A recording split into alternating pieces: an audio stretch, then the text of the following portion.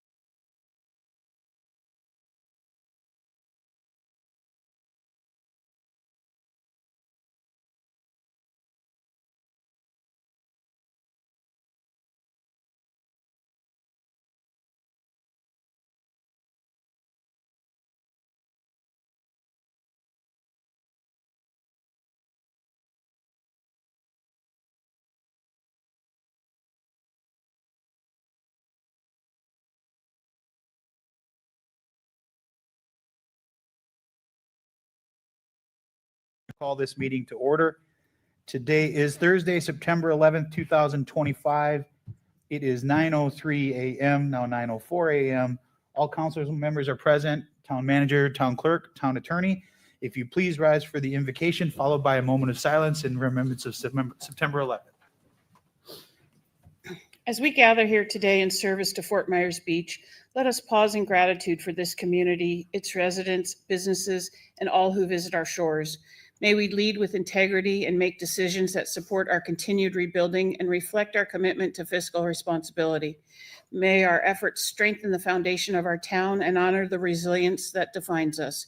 As we meet on this solemn date, please, we pause to remember the lives lost on September 11th, 2001. We honor the courage of first responders, the strength of survivors, and the enduring spirit of unity that rose from that day. May their memory continue to inspire compassion, service, and resolve in our own community. Amen. Please join me in a moment of silence, followed by the Pledge of Allegiance.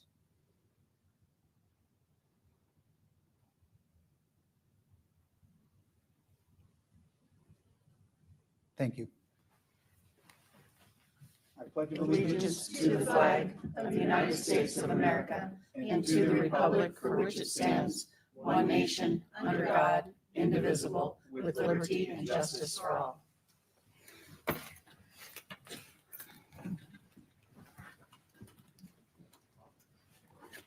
Next is the approval of the final agenda. We have a couple of changes. We have the addition of emergency ordinance number 25-16 and the removal of item number I, bid protest, under the agenda management or administrative agenda. Are there any other changes to the agenda? Mr. Mayor, just for a point of order, where will the emergency go? Well, that's up for discussion. Where would we Okay. like to put it? At the beginning or at the end? Might as well do it at the beginning and get it over with. Okay. If I may add, push the button. If I may add for the record, the emergency ordinance is before you today at the request of the supervisor of elections. Thank you. Okay, so you want to put it, so should we put it just before the public hearings then, right after consent agenda? Is everybody okay with that placement, or would you like it before that? That's fine. This one. Okay. So we will place emergency ordinance 25-16 just after items removed from the consent agenda and just before the public hearings. Is there a motion to approve the agenda as amended? So move, Mayor. Got a motion by Counselor King, Second. seconded by Counselor Woodson. Mayor, that would be as amended for that item. As amended for item I and the Okay. adding of the I'm emergency sorry, I ordinance. missed that. That's okay. Any further discussion? All those in favor signify by saying aye. Aye. Opposed? Hearing none, that motion carries unanimously. Next is public comment. Madam Clerk? I don't think I have anybody signed up. All right. Is there anyone out there that would like to speak in public comment? Seeing none, we will close public comment. Local achievements and recognitions. Counselor Safford. Following up on yesterday, want to thank Mr. Mayor, Will, and your predecessors for getting us here today. It really didn't dawn on me how important this is for our staff. I mean, they've moved. It's incredible. I know a lot of us have moved 4 or 5 times, but to move 11 or 12 times is just incredible. And it's great to have a place to call home, and I look forward to the meetings we have here. Thank you. Counselor Woodson? Yeah, I'll just add on to that. When I walked in here on Tuesday morning for my meeting with Will and looked in this area, and I thought, how in the world are we pulling this off for Wednesday morning? But we did. You did. The staff did. It's fantastic, and welcome. Vice Mayor? I would just associate my comments with the comments of Safford and Woodson. Beautifully said. Counselor King?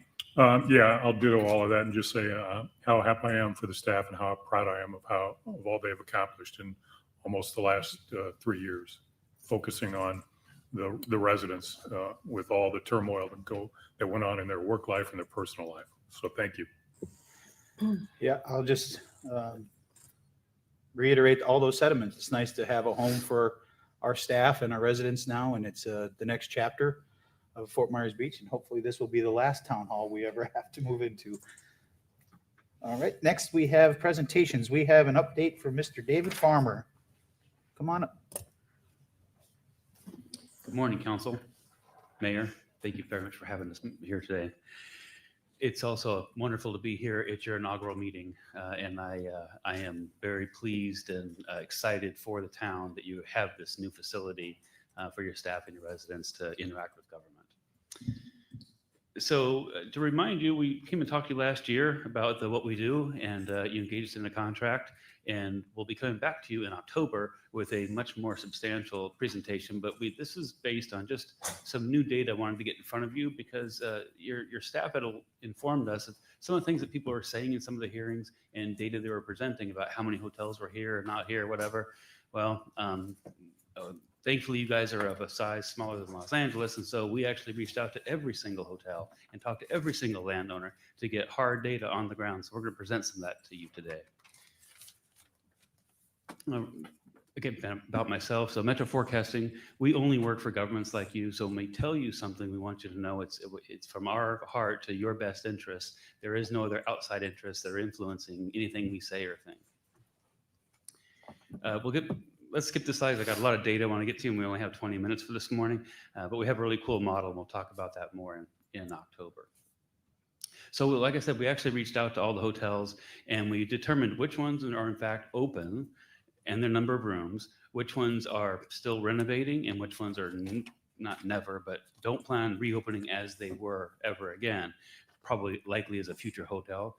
So we'd have that information, and we can spoke with them. And so here is the data. So as of May, you had about just under 1,200 single-family homes, about 5,500 condo units, and I'll talk about those in a minute. Those are units, not necessarily occupied units. We'll get to that. Hotel rooms. So you have 1,635 potential hotel rooms that exist on the island right now. But of those, and again, as of May, 1,484 were open for business and available for rent and use. So this conflicts, I believe, with some of your prior data from late last year, the Tourism Council or whatever, saying you had 1,100 or 1,000 or whatever. Well, you got more than that. And I think by season of next year, you're going to have those 1,635 online. So I'm not saying that's a good thing or a bad thing. I just want you to have the best information in front of you so you guys can make informed decisions. Commercial building, just under 300,000 existing. Excuse me, just a quick question on the Yeah. hotels. One of the numbers that we kind of hear bantied about is that we've got roughly 60% of our hotel rooms open post Ian. Is that a percentage that, based upon your recent research, that coincides with your data? So I don't remember Just what you ballpark? had before. Maybe Maybe was it next slide will show. 2,500 before? So maybe was it about 2,500 when? I can go back and look. I think you have it on one of your slides. You have the 2685 or something. Of what you had. I have a question to follow up on that. Are you counting just the island, or are you counting Lover's Key and stuff that's just off the island? Those are not in the town, right? Lover's Key's not in the town. No. No, we're only counting what's in the town. What's on the island? Yeah.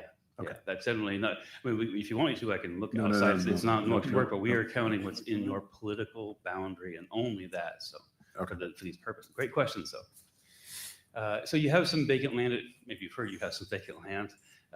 32 acres of vacant commercial. That's as of this moment.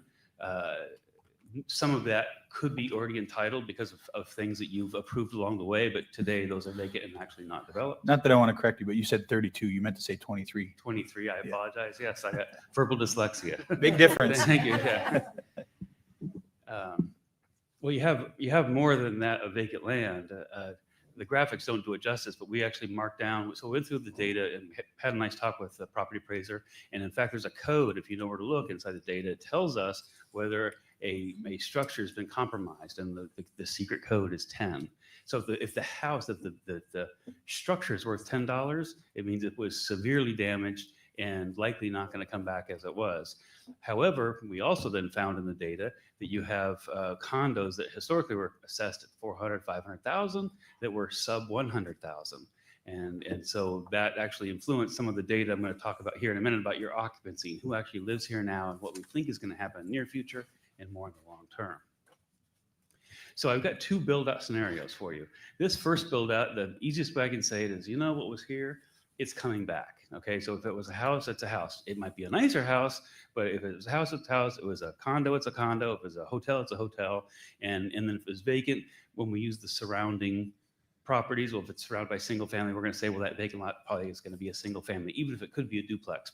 It's very modest. But it's interesting to look at this. So we have a lift here. You have about 1,600 hotel rooms existing and potential build out of just under 3,000 hotel rooms. That's again based on building back as we were just pre-Ian, but adding the hotel and adding any new entitlements you guys have approved over the last few years. Let's see, moving down. Commercial building, we think it could have as much as close to 800,000 at build out. That depends a lot on what you approve or do not approve. We've made some guesstimations. It's our judgment call. It's no requirement on your part. Hey, you have to approve this as commercial or that is that. We just used we have very good judgment. This is all we do. We do it all day long. We do it all over the state. And we are used to working in beach towns. So we think we understand what was likely to occur. Again, as your codes and zoning regulations change, these numbers could change significantly. For example, this is politely if you are aggressive in your build out or aggressive in what you approve. So we're not saying this is what's going to happen. We're not saying the other thing is going to happen. It's probably going to be somewhere between these two different build outs. But instead of having only 3,000 here, about 3,100 hotel rooms. Not that you couldn't approve more. Of course you could approve more. More commercial space. We envision some of the parcels have a potential to come back as some really nice mixed use, like potentially, don't know what you have planned, maybe the old town hall, city hall, right? What's going to happen with that? I believe you still own that property. Is that true? I think you, as of my last records. Now, what are you going to do with it? I'm not saying you know or don't know. We don't know what's going to happen with that, but that is some potential for mixed use to happen in some of these areas. David, before we move on, Yeah. do your numbers represent what has already been approved? Yeah, to the best of our knowledge, yes, we've Okay. worked with your staff, so we've incorporated things that haven't been built yet. But if you've approved a project, then without getting specific, then we have marked that down as okay. That's what's going to go there, and that's not going to change in either scenario. It's only things that are vacant that aren't really spoken for. That this could go this way or this could go that way, and so forth. All right, so. These come off as bullet points, like I'm telling you, but I'm not. Please take them really more as questions, all right? So we believe there's a desire to maintain that small town feel. I'm not saying you should feel that way or not feel that way, but that's sort of the sentiment that we read. And that there's concerns from existing residents and people that come and play here about keeping the views and corridors sort of as they've been, and that may or may not be true depending on what was improved and how tall things are and so forth. And then preserving the existing amenities and open spaces, obviously a challenge, right? Land's expensive, and kudos to you. I love that volleyball beach park that you guys established. That to me, that is a wonderful use of land that preserves the beach forever for public use. And I think I know I'm going way back, right? 15, 20 years, but I think that was really a genius of the beach to do that. All right, this is probably the biggest slide that I have for you in the whole deck. And again, this is not preaching. So you can sort of ask a question like, you're hungry, aren't you? That's not what we're doing, okay? These are what we'd like you to dig deep. And when we come back in October, we'd like you to share some of your thoughts about this slide. So that's a request from me to you. How do you feel? What do you think? And you might want to pick, like on the revenue approach, pick the first bullet point, and maybe on the resident approach, pick the third bullet point, or all of one side or all of another. But these really are questions, and not that they can't be one or the other, but we wanted to sort of pose these to you. Do these questions seem appropriate or inappropriate to you? Or, if you want to have more, employees living on the island, you're going to need more than likely rental. And I don't mean short-term rental. I don't see any other way for that really to occur unless you're going to do ADUs or something like that. But we need a mechanism to have employees live on the island, and there's no magic solution. I know you guys are working on some zoning codes and some things by right and not by right. But these are issues I think that need to be considered, and I think it's important to have a rationale for how you move forward. I'm not telling you what's good or bad, but you have, as long as you have a reason. One of my first bosses out of college said, you know, depending whatever you do, just make sure you have a reason why. If someone asks you why you did something, you don't know why, then you did something really bad. You need to know why you're doing something. And so I'm not preaching at you, but I'm requesting that you guys dig deep individually and as a council. What is it that you want to achieve? And we're help you to hopefully help you guide you through and help you to show you how you can get to whatever your goals are. Hope that came out. Just to comment on the residential approach, your Yeah. number 2, medical care, personal care, barbers, et cetera. Mhm. That also goes with the revenue approach, because a lot of our visitors were finding that we don't have those goods and services that they're accustomed to when they visit other towns. Right. So I wouldn't pigeonhole that just under the residential approach, because in order to attract visitors, you're going to need those nail salons, you're going to need those barbershops, you're going to need a medical facility. As it is right now, most of those goods and services are off island, which is creating more traffic. Right. So I wouldn't pigeonhole that just under the residential approach. Well, it's under that side because if you go revenue approach, then everything's condos and or everything's hotels, and Right, but you 4 still- months a you year still won't, need- won't support those businesses. You need more full-time people here to support them year round. That's the point of the bullet. Okay. I don't disagree with you that visitors want to use those things. I used to spend a lot of time on the beach for many, many years, more on the north end of things. I've shopped in every shop down by the pier and so forth. And so I appreciate what you're saying, and I totally agree with you that visitors want those things, but some of those uses need to have a longer presence of people, patrons, to keep them alive. That was the purpose of it. But I would just, one other comment to Mhm. your, as you pose this paradigm for us is it's a bit more nuanced in terms of some of these questions depend on where you are on the island. Sure. So- That's a so good I think point. you- North end versus yeah. south. Yes, absolutely. So you've Absolutely. got to factor that into your calculation. It's not completely, it doesn't have this. Right. At the south end of the island, if you put in a bunch of barbers, I'm not sure that would, or restaurants, that would really survive per se, right? You need more people. More of the tourism side is up this way. Is that what you're saying? Except for right now, we would need more restaurants and barbers on Yeah. the south side. Yes, but Right, yes, right. yeah, but yeah. It is fantastic how the beach is building back. Every time I come up here, I feel a positive energy of all the things that are going on, things that are changing, and maybe it seems slow motion, but it's happening, I think, at a pretty good pace, and I'm excited for the town.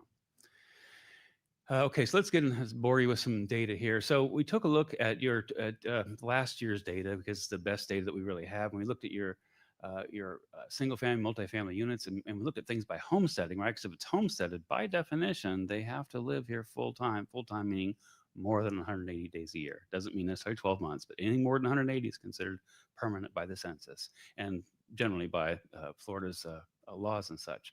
So it's interesting when we look at all the units, and I'll remind you, we had about 1,500 single-family homes. Only about a third of them are homesteaded. It means 2/3 are not homesteaded, and not saying that they're not rented full-time, but it's likely that they're probably used more on the short-term rental side of things. Now, if we go to here, we have this single family. We have 696, I guess, total. What is this? Non-homesteaded units right now that are online. 4,400 multifamily units for a total of about 5,100. And so we're assuming, this is an assumption, but say, well, what if those are all rentals? Okay, and then now let's convert that to bedrooms, because this is something we learned from Holmes Beach when we were working with them 5 or 6 years ago, and they actually monitor by the bedroom, not by the unit, and it's that would be an interesting thing to consider for the town as well, to monitor bedrooms versus units, because they can have a big impact on seasonal residents coming. So we have about basically just under 11,000 potential bedrooms, and so the data actually tells us how many bedrooms are in houses and stuff. So we are estimating to a point, but we have a pretty good idea. Our data is not off by more than probably 5%. We then took and we said, okay, we have these bedrooms. That's a given number of 11,000. But if we assume then how many people are in each bedroom at a peak season kind of thing, right? Total peak, think 4th of July, think New Year's Eve, or the peak of spring break.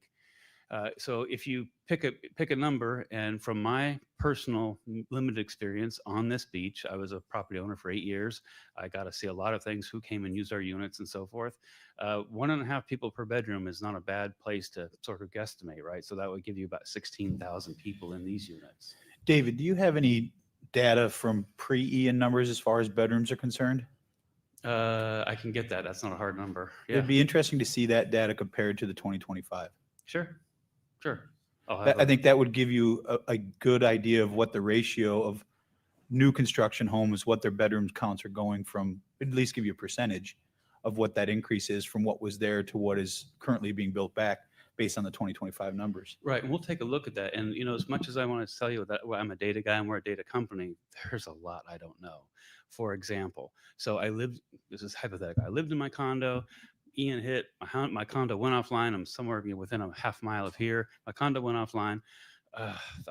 Now I'm lived in the city of Fort Myers for 3 years, and now my condo just it's finishing up. So the question is, well, now I've lived somewhere 3 years. I've got new friends. I've got a new sort of pattern in my life. Maybe I'll just Airbnb that unit, or no, I'm going to come back and I'm going to actually homestead it.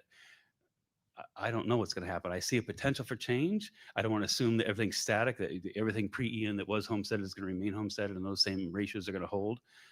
Things could change, and we're really excited from a nerdy data point of view exactly what is going to happen.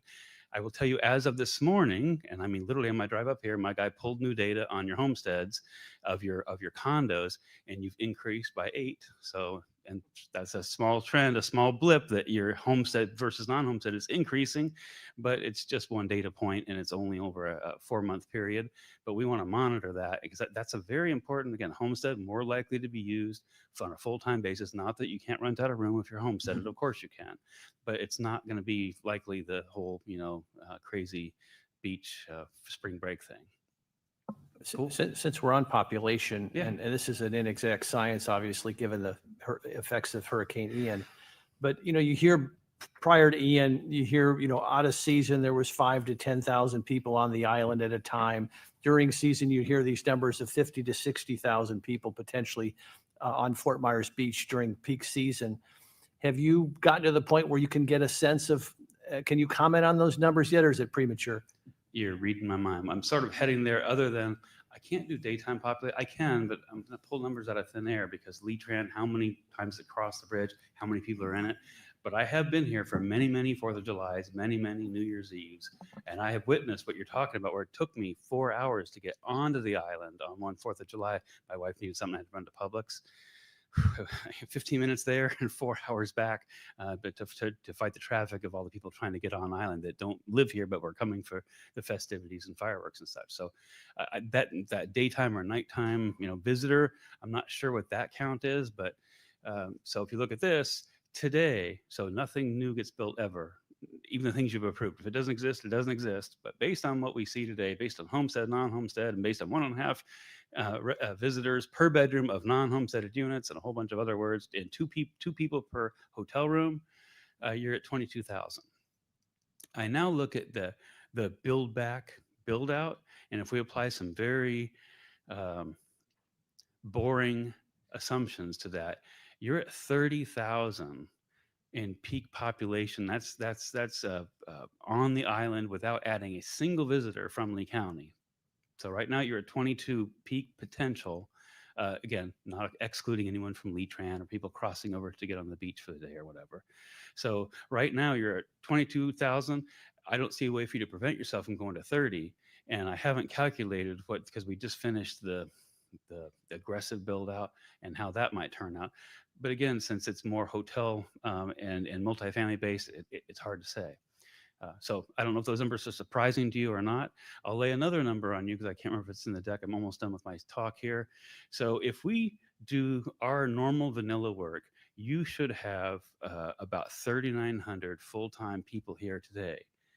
And I'm thinking, hopefully you're thinking, Dave, that sounds crazy. And you're right, because we went back into the data and not only pulled out those housing units that were the $10, so we know they're not occupied. It's impossible. They're not taxed right. Someone's assessed them.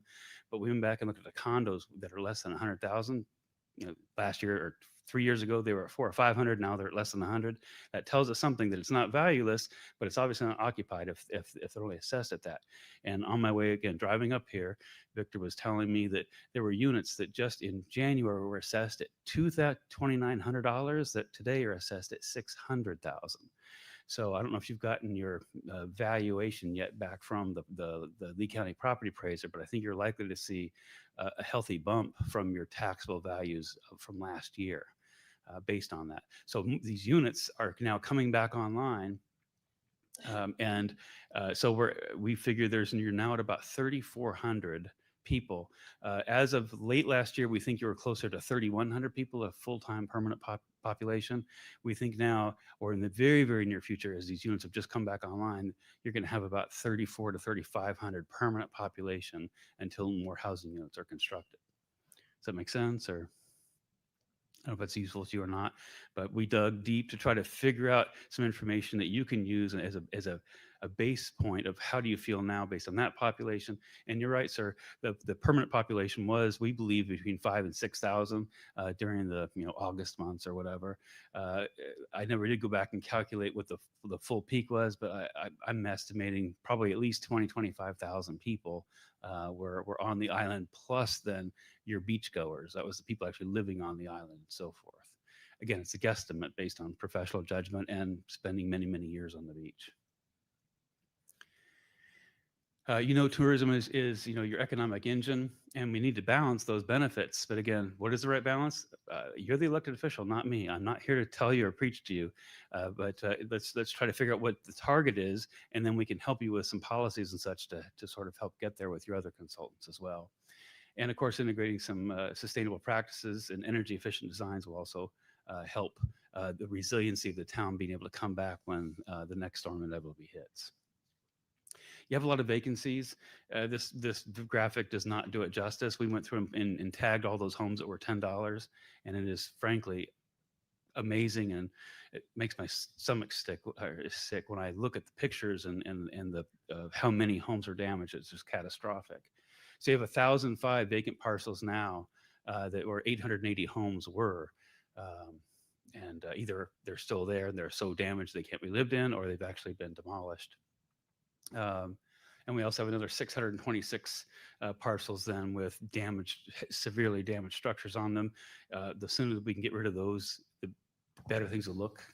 Yes, sir. David, those numbers, are those today or are those right after Hurricane Ian? That was May.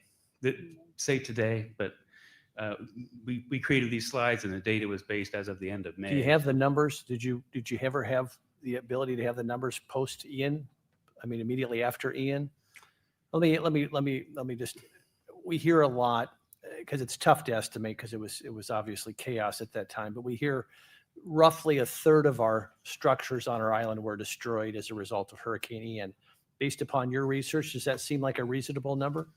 That does not sound like a crazy number to me, but just based on the anecdotal evidence, because we believe more than half of your homes were damaged, severely damaged. Yeah, I believe if memory serves me right, the number was north of 1,900 completely wiped off the face of the earth. Right. That didn't include substantially damaged homes, but I think it'd be at some point, just so people understand the gravity of what we went through, if you could find a number just to give people a rough idea of people know it was impactful, but how significant the impact of Hurricane Ian was on Fort Myers In terms Beach? of housing units? Housing and commercial, overall both. Okay, just to give without us- leaving population out of it, well, so you're in luck. We also do the metropolitan, the MPO work. And so we did all the data in 2019. So I have 2019, 2020, and 2021 data that I can pull.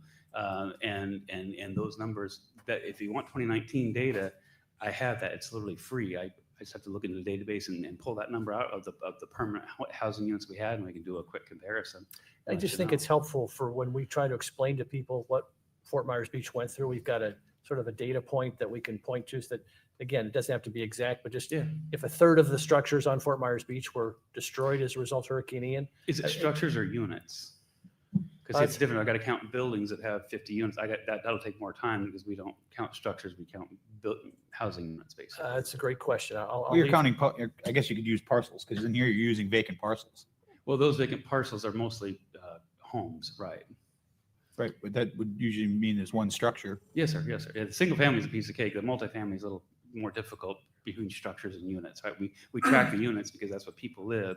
Not that the structures aren't important, but that's not what we track. We track the actual how many units are in each building. That's a good question. I'll defer to your wisdom Okay. and nomenclature on that. Well, I think it's an important number, not one for what you're getting to, Vice Mayor, but also for the rate of recovery, Right. you know, to be able to see the Right. trend and Kind of how a it's coming benchmark. back. Yeah. You were here, now you're here, and where are you going? Well, so I can tell you since May, 400 condo units that were already existing have now come back online. Are they occupied? I'm sorry, I didn't knock on every door on the way Right. up here, but according to the Property latest appraisers. data from 7:45 this morning is showing us that 400 more units are now active on the beach that were damaged before, but are showing now as went from $3,000 in January to 600,000 now. It means that they're occupiable. And your 626 number here of severely damaged structures, is that based, you said that that was based on a $10 valuation from the property appraisers? Yes, sir. Yes, sir.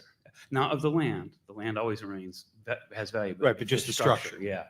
It's just how you look at the data. That's an interesting number to me. I'd like to see how that correlates with our data as far as what we have deemed as, are they still existing? Or are they gone? I mean, this doesn't necessarily say that those structures are still sitting there. So, okay, I wasn't planning to get this deep. So the 1,000 vacant parcels means that either they're vacant before or something was there and has been scraped away because now the structure value is zero. That's the right? clarification that I wanted, that this, Right. this data isn't saying that there's a structure actually there, just that it's showing a $10 valuation. Right, the doesn't mean- 626, well, the 626 says there is a structure there and it's damaged. Again, that was as of. That's May. interesting to me. I didn't realize we had that. That would shock me if that's accurate. Because that means there's 626 severely damaged homes that are still sitting there almost 3 years later, which Or is. commercial, like Royal Scoop, I think it's just north But here, right? But if you go down the side streets and back streets, you will see them. I mean, they've started to come down slowly but surely, but they're there. No, I understand, but I mean, he just used an example of Royal Scoop. That's not a substantially damaged building. That's actually being rebuilt. It's actually being rebuilt, yeah. So the data to me seems like it's a little bit off. It may be showing it's only $10 because it hasn't come back online, but how are you verifying that that's a substantially damaged structure? By the $10. So again, I was pretty sure when I looked at it, that Royal Scoop, the one right by the hardware store, I believe that was one of those $10 ones, but maybe I'm incorrect. Didn't the roof come off of that thing? The blue building, are you talking about? I think it's blue, yeah. Yeah, that one's being built back. So Right, yes, but if it was severely damaged, it was $10, and so it's not considered vacant, but was severely damaged. And now I'm not disagreeing; they're rebuilding, but okay, so there's and I'm not trying to get into the weeds with your beach No, elbow, but yeah. it just, to me, in the eyes of the federal government, severely damaged and substantially damaged are two different definitions. So okay. just trying to understand, when you say severely damaged, does that mean a roof Non-occupiable. non-occupied? Okay. Right. I think what he's saying is that it could be in any part of the process of being rebuilt, either they're just. Right, pulling a until permit it's or the brought roof online, was- like those condos that were at 3,000 January, and today they're at 600,000. They were Right. obviously there in January, but they were so damaged that the value was more than $10, but completely suppressed from what it was, and now it's back. So, And I would just add, this benchmark number that the mayor was referencing, I think is so important because we're making an argument right now to the Lee County School District that we need our elementary school back. And, there's some that will say, oh gosh, you don't have the people back, you don't have this back. And clearly there's a robust housing rebuild on Fort Myers Beach, but it'd be great to metric that so we can then demonstrate that, hey, we're not only we're back, but we're coming back even stronger. And to have that kind of data to be able to make our case would be very helpful. I can help you with that part of it, but I'll tell you, if you want to talk about schools and school-age children, we do a lot of that too. One of the issues is we don't know what the demographics of the people moving back. Is it Right. husbands and wives, or is it families? And that's what will influence that, obviously, right? And that was part of our challenge with the school district, is that during COVID, we had a lot of parents move to Fort Myers Beach with kids who worked from home. And you would say, oh gosh, that demographic normally wouldn't live in that kind of a home, but it was a unique dynamic here. We had folks who both parents were working, very affluent, and they wanted to put their kids in elementary school and they worked from home. They lived on the island. So it is tough, but the school district has been somewhat challenging to convey this recovery to, and to have some data points might be helpful. So we'll do a 2019 count of units, because that's easy. And then we can compare it to what we have right now. And I can give you that juxtaposition on October 15th. Oh, it's next here. I did all that. Oh, so the last preaching thing here, and I think I've maybe said this to you before, but it's what I say to all of our clients. So vacant land is currency. It's freedom. It's flexibility. And not at some point, every parcel will be built on. But as you approve parcels, approve projects, recognize that there's less and less flexibility of how the future, or I'd say it's the future is converging, right? As we approve more projects, then the future becomes less and less uncertain about what's going to go there and what's going to go there. So be keeping that in mind as you're considering projects and whether you want to approve it or not. About, well, does that fit the context of the vision that the council has for the town? That makes sense? And so vacant land is currency. As you approve projects, or as homes get built, there's less and less doubt, less and less flexibility of what the future might hold. Again, that's not preaching down. That's just saying it's a perspective that I'd like to share with you. And that's it. We're working on completing the commercial analysis and generating the forecast. Your forecast is going to be different than any one I've done in my career. I've done a lot of them. But yours is not so much of how many units are going to get built, right? We have units that are already here, and when do they come online? It'll be, there's zero, that building has zero capacity, and then when it's open, I'll have 40 units come online, which is very unusual in the way we normally model things. So I'm gonna have to do some professional work to help estimate how your population is going to change over the near future. And then as far as new construction, we'll help estimate how that's going to come online. So you have some guesstimations of how things might look. Okay. Looking forward to coming back in October. If anything else comes up that you'd like to see, Mr. Town Manager, please let me know. Happy to incorporate what you guys want into that analysis. And again, that'll be a baseline analysis, and we have some additional things we'll be coming back to you with as well. Thank you very much. Any other questions? Or? Just when you come back, one of the things just to think about is you format the data that you're doing a great job of researching the data points, but if you format it, come back with some broader talking points. As you can tell from this conversation, we spend a lot of time making the case about Fort Myers Beach to outside entities, a variety of different entities, both on the commercial side, on the school side, on just in communication with our constituents, to be able to convey accurately what the impact of Hurricane Ian was. And A, and B, this is how far we've come with respect to recovery. Not necessarily 235 versus 237, but hey, a third of our homes were destroyed. We're 90%. Some nice percentages that we could use as talkers that would be accurate, that helps to explain in lay terms some general themes of where we're going and where we still need to have some work. Just broader, in lay sort of dynamics, convey those talkers in ways that could be informative to the public. Okay, well, I'll work on a graphic. As you're talking, I have something in mind, a way to show existing units, but they're showing a different occupancy and showing how things have changed, say, since pre-Ian, and then how things are coming back. Yeah, we can do that. Thank you. All right. Thank you very much. Have a wonderful day. Forgetting to push the button. Thank you, David. All right, next we have advisory committee items and report. I believe Sam is here from the Anchorage Advisory Committee. Pick a side, whatever side you want. Good morning, Mr. Mayor and Council. Sam Lurie, the Vice Chairman of the Anchorage Advisory Committee. I have a brief prepared statement to read. I respectfully ask that $1,577.36 left over from our Cruisers Appreciation Day on April 27, 2025 be included in the town's 2026 fiscal year budget for the Anchorage Advisory Committee to use in promoting the mooring field. Those dollars were contributed by a number of event sponsors, and we would like to use them for future events. We also request that council provide us with an additional $500 to use towards our events promoting the mooring field. This amount of just over $2,000 will ensure our ability to host an event in 2026 as we did this year. We have tentatively set a date for our next Cruisers Appreciation Day for April 12th, 2026. It has been placed on the official town calendar as well as the calendar the chamber maintains. We will come before the council on November 3rd with our initial plan and our request for your approval of the event in a manner similar to how it was run this year. That's the end of the prepared statement. I just wanted to make a couple comments. It's my understanding that $1,577.36, that was a surplus from this year. And the reason we're asking for an additional 500 in the budget, not necessarily to be spent, is that if all else fails, if it's totally rained out, we have no contributors, it will be a $2,000 event. However, this year we had members of the committee that contributed. We had vendors and businesses contribute. We had gifts from all over the island contributed. Beach Talk Radio contributed money, and they also were on site with the PA system, and Ed Ryan MC the whole event. So we don't anticipate having to use that money, but we want to ask for it now in case of that event that we will be covered.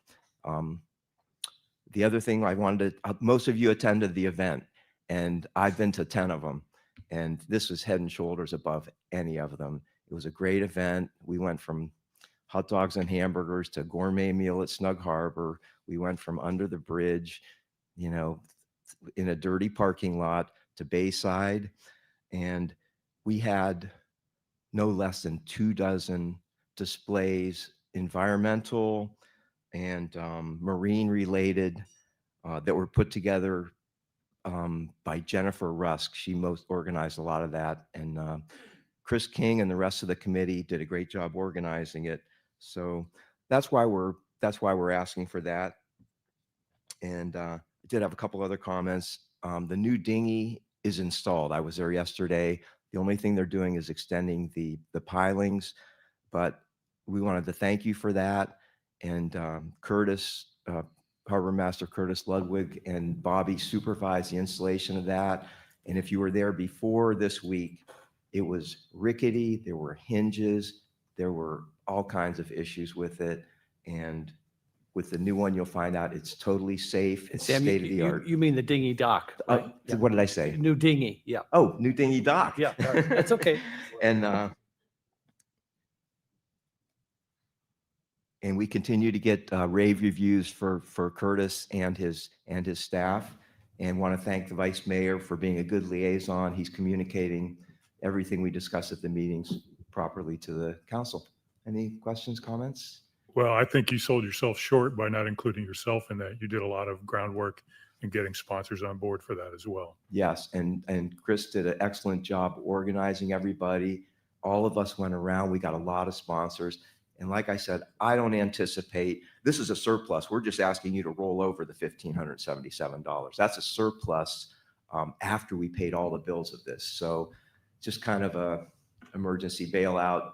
If we need it, we're hoping we don't need it. We hope we add more to the surplus this year also. Will, can you add the request to make sure it gets in the hands of Joe before our 5 o'clock discussion tonight? Yes, Mr. Mayor, no issues. I would say, Mr. Mayor, knowing the Anchorage Advisory Committee and the members and the efforts that they have put forth thus far, Joe will sleep well tonight, because I doubt we'll ever have to use that $500, because these folks have done an amazing job. Could I ask a clarification point with the town attorney? Since my wife is the chair of the committee, would I be allowed to vote on that motion because it involves money, or? Well, at this point, we're not really voting on it. No, it was just for For down the later road, today. Yeah, I don't think that's a problem, because Okay. when they did come before you for the first, to get permission, she was in her representative capacity of the committee, not as an individual. And any monies that are allocated to the committee Okay. as a whole. She has no special benefit or gain from it. Thank you. Any other questions for Sam? Great. Thanks Thank for you, all sir. your support. All right, next we have the approval of the minutes. We've got the town council minutes from August 4th, 2025, the town council meeting from August 18th, 2025, and the management and planning session from August 7th, 2025. Is there a motion to approve the minutes or any changes? I'll go ahead and move the approval of the minutes. Motion by Counselor King, I'll second. seconded by Counselor Woodson. Any further discussion? All those in favor signify by saying aye. Aye. Aye. Opposed? Hearing none, that motion carries unanimously. Next, we have the consent agenda. There are 3 items on it, all pertaining to local states of emergency. The first one is Resolution 25-252 through 25-255 for the declaration or the extension of local emergency for the tropical storm Debbie. The second is Resolution 25-258 through 25-261 for the extension of local emergency for Hurricane Helene. And the final one is Resolution 25-265 through 25-268 for the extension of local emergency for Hurricane Milton. Is there a motion to approve the consent agenda? So moved, Mayor. All right. Second. Motion by Counselor King, seconded by Counselor Safford. Any further discussion? All those in favor signify by saying aye. Opposed? Hearing none, that motion carries unanimously.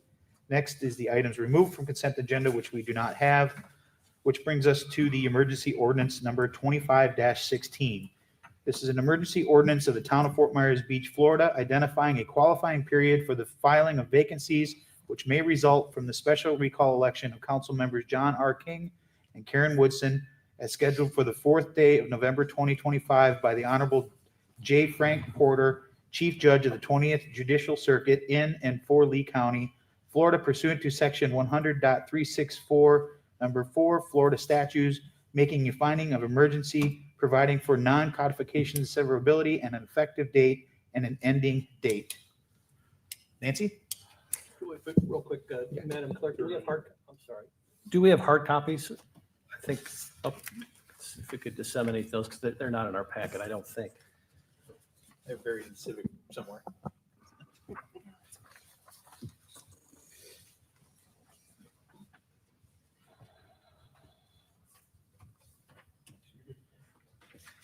Okay, so council, as I indicated earlier in this morning's meeting, as you were setting your agenda, the request, excuse me, for an emergency ordinance did come to the town by virtue of the supervisor of elections. In this ordinance, basically, the whereas clauses follow the procedures that are applicable in Florida law regarding recall elections. This is an area of law that has been preempted from municipalities in order to provide a uniform process statewide.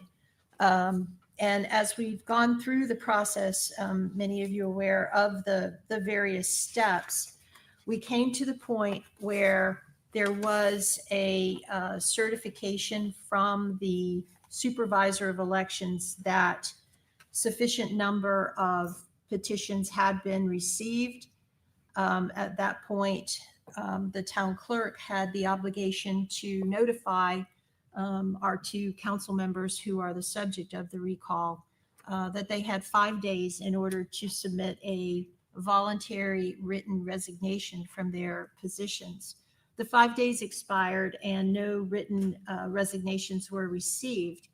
At that point, the statute provides that, and I'm quoting from section 100.361 paren 4, in the absence of a resignation, the chief judge of the judicial circuit where the municipality is located shall fix a day for the holding of the recall election for the removal of those not resigning.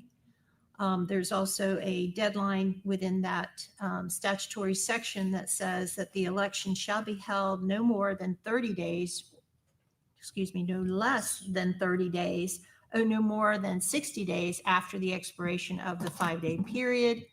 And it should be at the same time as a general or special election within that period. But if there is not one, then the judge shall call a special recall election to be held within that 30 and 60-day period. So yesterday, there was a order issued by the Honorable J. Frank Porter, who is our chief judge of our judicial circuit, at the request of the supervisor of elections, indicating that, no resignations had been received. And so in accordance with the authority that is vested in the chief judge by Florida statutes, he did order that the special recall election be held on Tuesday, November the 4th of 2025. At this point, then, the statute does require that, and I want to quote, the filling of the, any possible vacancies should occur at the same election, at the same time that the recall election is considered. However, the town currently, in our existing charter and in our ordinances, we do not have a qualifying date for any recall elections. Specifically, also, I want to cite that section 101.75 paren 3 of Florida statute says that it is the town council by ordinance that can establish what qualifying dates are. So the supervisor of elections finds himself in a situation where he is to move forward based on the recall statute. However, he does need to have qualifying dates established by the town council in order for him to administer the recall election. So based on the date that was established by the chief judge, the qualifying period that has been requested by the supervisor is in section 3 of the ordinance. I'm just going to read it for the record. The qualifying period for the special recall election to be held on November the 4th, 2025 shall open on Monday, September 15th at 9 a.m. and will close at 5 p.m. on Tuesday, September 16th. The reason it is Monday and not immediate is because there is an opportunity to qualify to be placed on the ballot by petition. And there needs to be a period of time for the collection of those petitions from any individual who is interested in serving in the event a recall election did result in some vacancies. So that is the request that is before you. This is an emergency ordinance. Unlike your other ordinances, this ordinance would basically terminate on day 61. It is not codified. It would not apply to any other recall elections that may or should occur, not should, but may occur in the future. And I'm available for questions. So the supervisor of elections cannot set a qualifying date. That has to come from outside his office. Is that correct? That is correct. And in conversations with the supervisor of election, is it the reason that there's such a short and quick potential qualifying dates is because of his requirement by state statute to meet the overseas ballot requirement, which would be the 20th of this month? That is correct. Okay. So I'll have it at this point, but questions for Nancy? Scott, any questions? Is the supervisor of election mandating that we do this?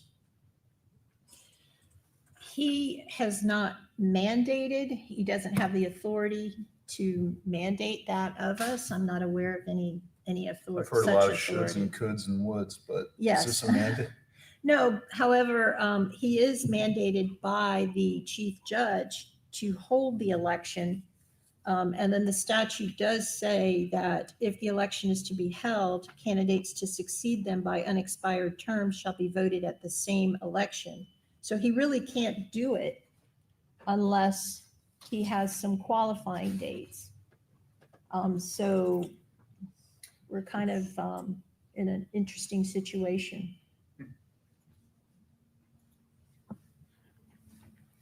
That was my first question. If I could follow up on that question, Madam Town Attorney, in his order, did the Honorable J. Frank Porter specifically direct the town to create an ordinance identifying a qualifying period for a special recall election? He did not. He did not. And interestingly, in the Florida statutes itself, There are several subsections to regarding the filling of the of any potential vacancy. The first part, which is 6A, applies to candidates in jurisdictions that have at-large elections, which is what the town of Fort Myers Beach has. Subsection B talks about the possible recall election where there are single-member districts. And in subsection B, the statute does provide that the qualifying period shall be established for this section shall be established by the chief judge of the judicial circuit after consultation with the clerk. So in all likelihood, it may be a oversight on the part of the legislative drafting that omitted that opportunity for the chief judge to also set the qualifying period in the event that the municipality has at-large elections, which is what we have here. So we have a statute that is not crystal clear on it. There is a counter argument to what I just said, which would basically be that if the legislature had intended the judge to have that authority to assign the qualifying period, taking that right away from a local government, they would have added that in there. So we don't know what transpired when this statute was put together. So we have a poorly drafted statute. Whoa. There's the understatement of the new millennium. Well, it could be Without a doubt. characterized that way, yes. So we have a poorly drafted statute that's been hijacked Amen. procedurally by some folks utilizing defamation, slander, and/or innuendo. And we have a judge. I originally, when I saw this, it was presented to me, I thought to myself, we're, as John Adams said, we're a nation of laws, not of men, and want to certainly respect the judge's order. But then I find out the judge never ordered the town to do what we're doing here today. The statute's drafted poorly. It's so poorly drafted that it's being exploited by folks who are not following the intent of the statute. I served in the state legislature in Indiana. I've drafted laws. I've never seen a statute that's been so poorly drafted and also easily exploited by others for nefarious purposes. This gives me great pause. And I would ask the town attorney, what would happen if the town council did not pass this emergency resolution or ordinance today? So a decision to not adopt the emergency ordinance is clearly one within your discretion. What would transpire? I could only speculate. I think that at that point, if I were the supervisor of elections, which I am not, and I am not really suggesting that he do this, but I would probably be going back to the chief judge and asking for some direction. There may be some other legal avenues that he has in order to get the information and what he needs to do in order to fulfill his statutory responsibilities. Could you, Madam Attorney, and I know you've had a lot on your plate over the last few weeks, but could you, just for the public's sake, illustrate or elucidate the separate process that's occurring? Because I think it gets a bit confusing. We have a sort of a procedural exercise that we're going through here today, but there's a separate judge that has a proceeding that we're waiting on a ruling on that's unrelated to this. I don't want to say unrelated, but different from this. Could you help the public understand sort of this bifurcated process? So the town is not a party to that litigation. I'm probably not in a good position to comment. I don't mean editorialize, On I just that- procedurally give us an idea. What's Procedurally, happening. it is a challenge to the recall petition process itself. And that is pending right now, litigation. That is separate from the election procedures that have required guidance and direction from the chief judge. So there are two separate judges that have these matters before them, distinct matters, not the same questions.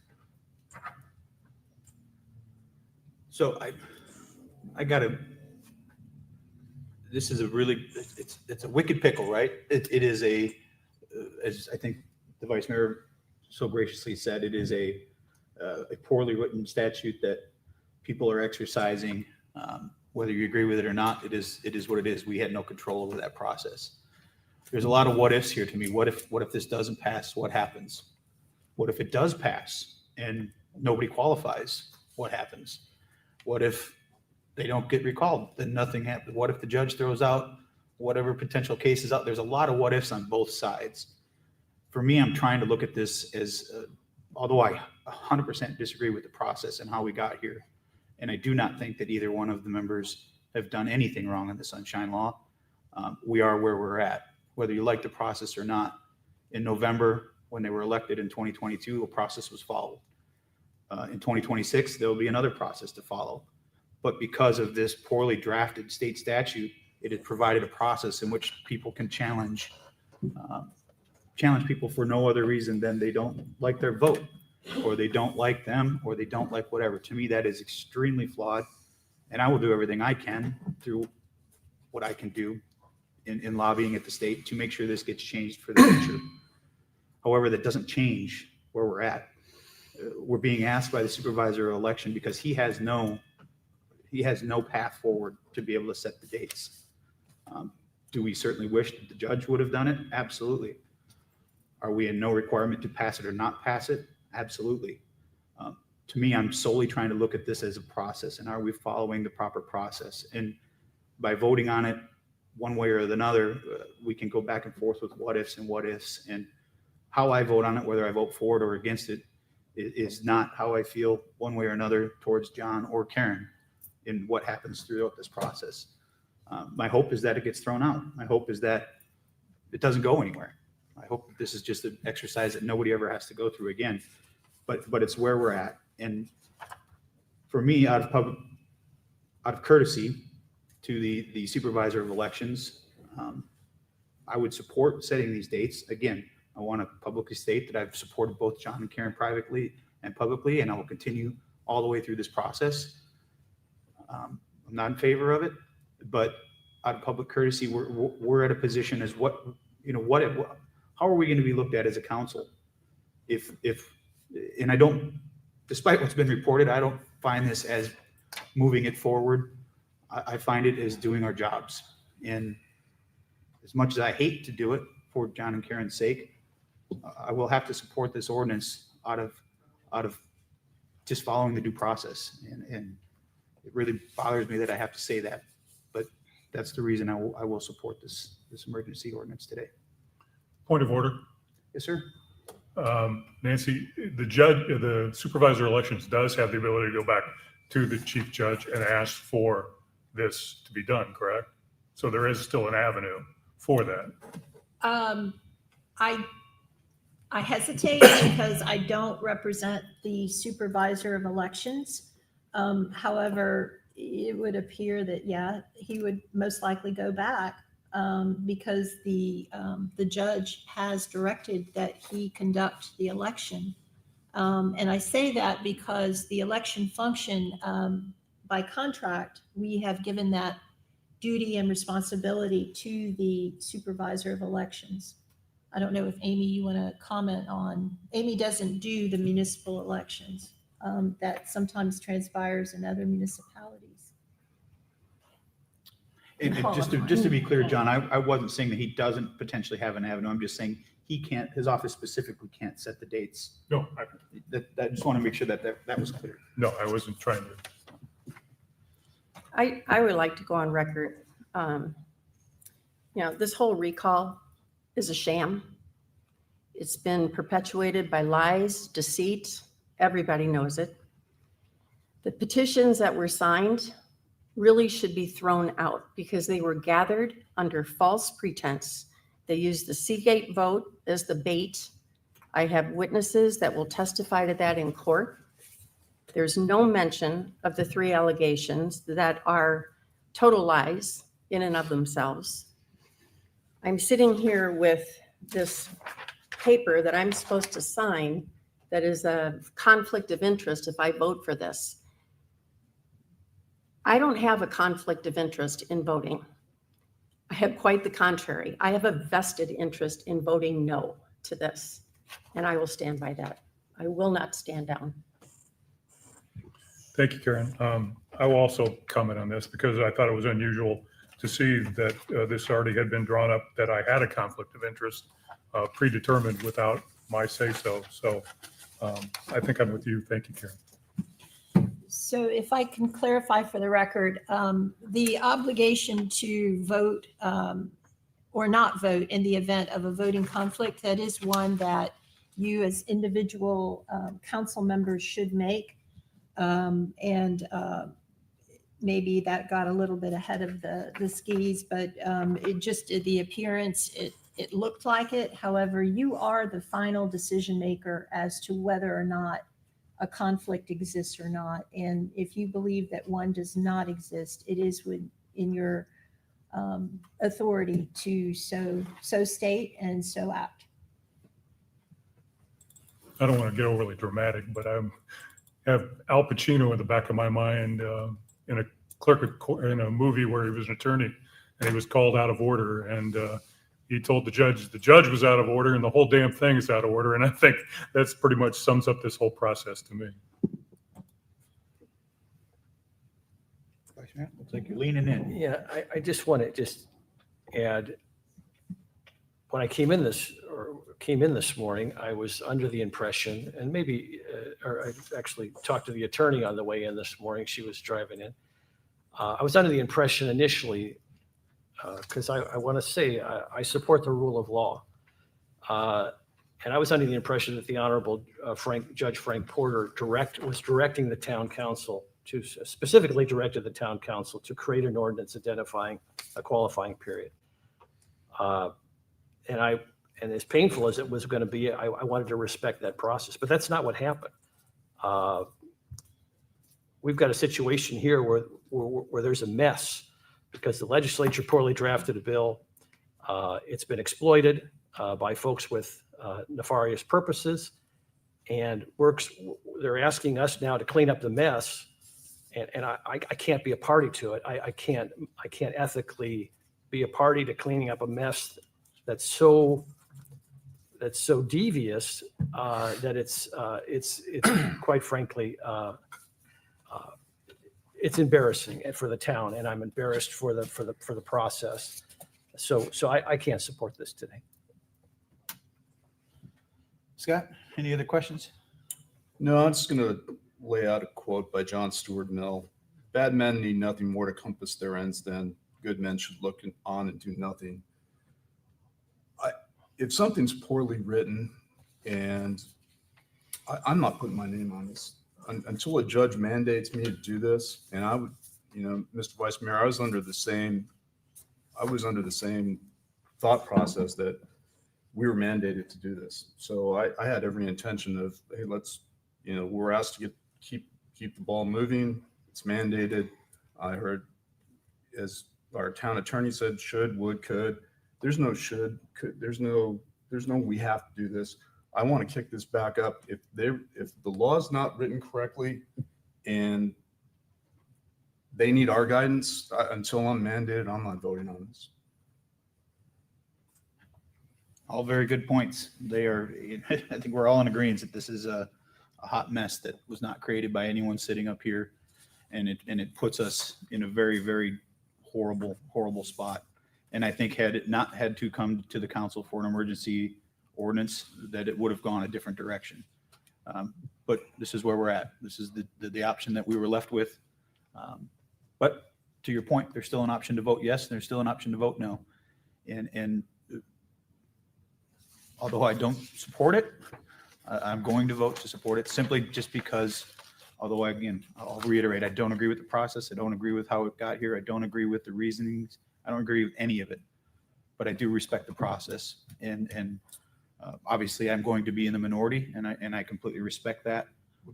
So just to add a point, I don't think this is a process. This is like it seems to me that they're trying to make us create a process. There's not a process here. We can't, just let me finish, sir.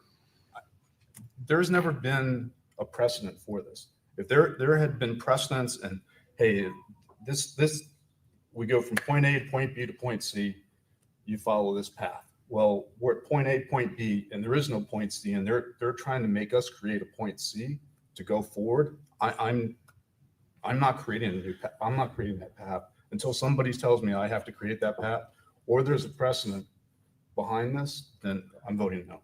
I'm not going over my skis. Respectfully, there has been precedent to this as recently as when Commissioner Mann passed away. It went through the same exact process at the county level for that election. May not have been a recall election, but it was there. And maybe Nancy, you could speak to it more. My understanding is there were two precedents as far as the sitting board setting the qualifying dates. Obviously, Mr. Mann's was a different situation, but Yes, and there is a Florida statute, which I mentioned earlier, the 101 point, I think it was 171, that does vest the responsibility in the town council to set the qualifying dates. So you have that authority under one section of the statute. It is not mandated by the chief judge in at-large districts, or that's the wrong word, in at-large elections.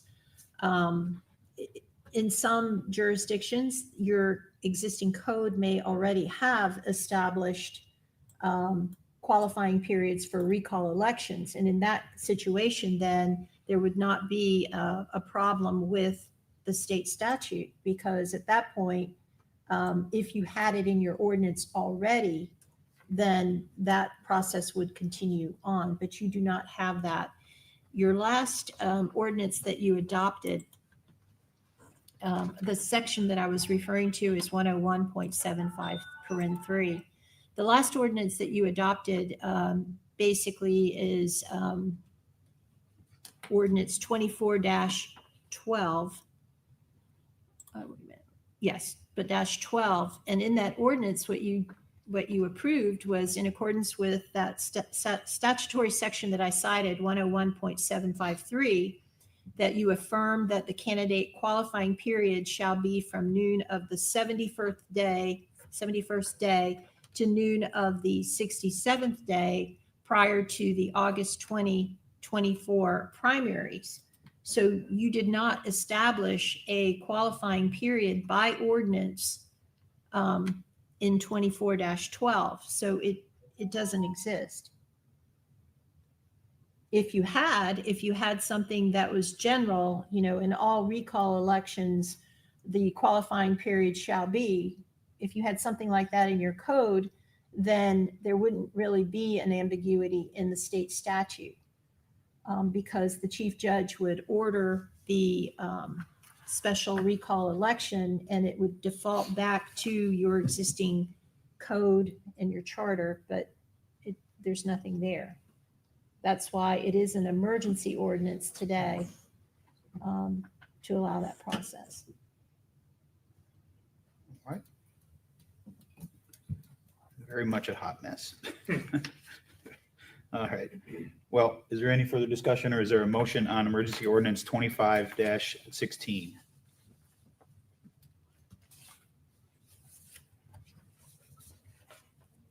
I'm not going to make the motion because I know I'm going to be the losing. I mean, I'll make it if that moves it along, but I'll make a motion to approve 25-16 emergency ordinance. Is there a second? Hearing no second, that motion fails. Is there a motion for emergency ordinance number 25-16? So moved.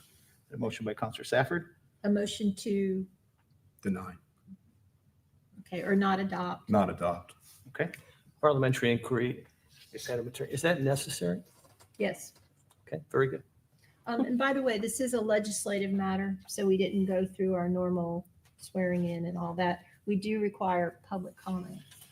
You want to do that before we, or do Yes, we? before you vote. Okay, but do we want to finish the motion before we take public comment or? It's at your discretion. Yeah. All right, before we move on, public comment. Does anyone here wish to speak in public comment on emergency ordinance 25-16? All right, seeing none, we'll close public comment. There is a motion on the floor by Counselor Safford to deny ordinance 25-16 Or not approve. or not approve. Not approve, not adopt. Not approved, not adopt. Not approve, not adopt. Okay, is there a second to the motion? I'll second that. Got a motion by Vice Mayor Adderholt. Any further discussion? Counselor Safford? Aye. Vice Mayor Adderholt? Aye. Counselor King? I may be recalled for this, but I will vote no, or yeah, aye. I'll support it. Sorry. Counselor Woodson? Aye. And I am no. Motion carries 4-1. All right, next, that brings us to our public hearings. Does anyone need a comfort break before we get into this? Yes. Where is the, oh, there. Straight back. Make sure you lock the door. Right straight back. All right, we will, what time is it? 10:19. We will come back at 10:30, 10:35.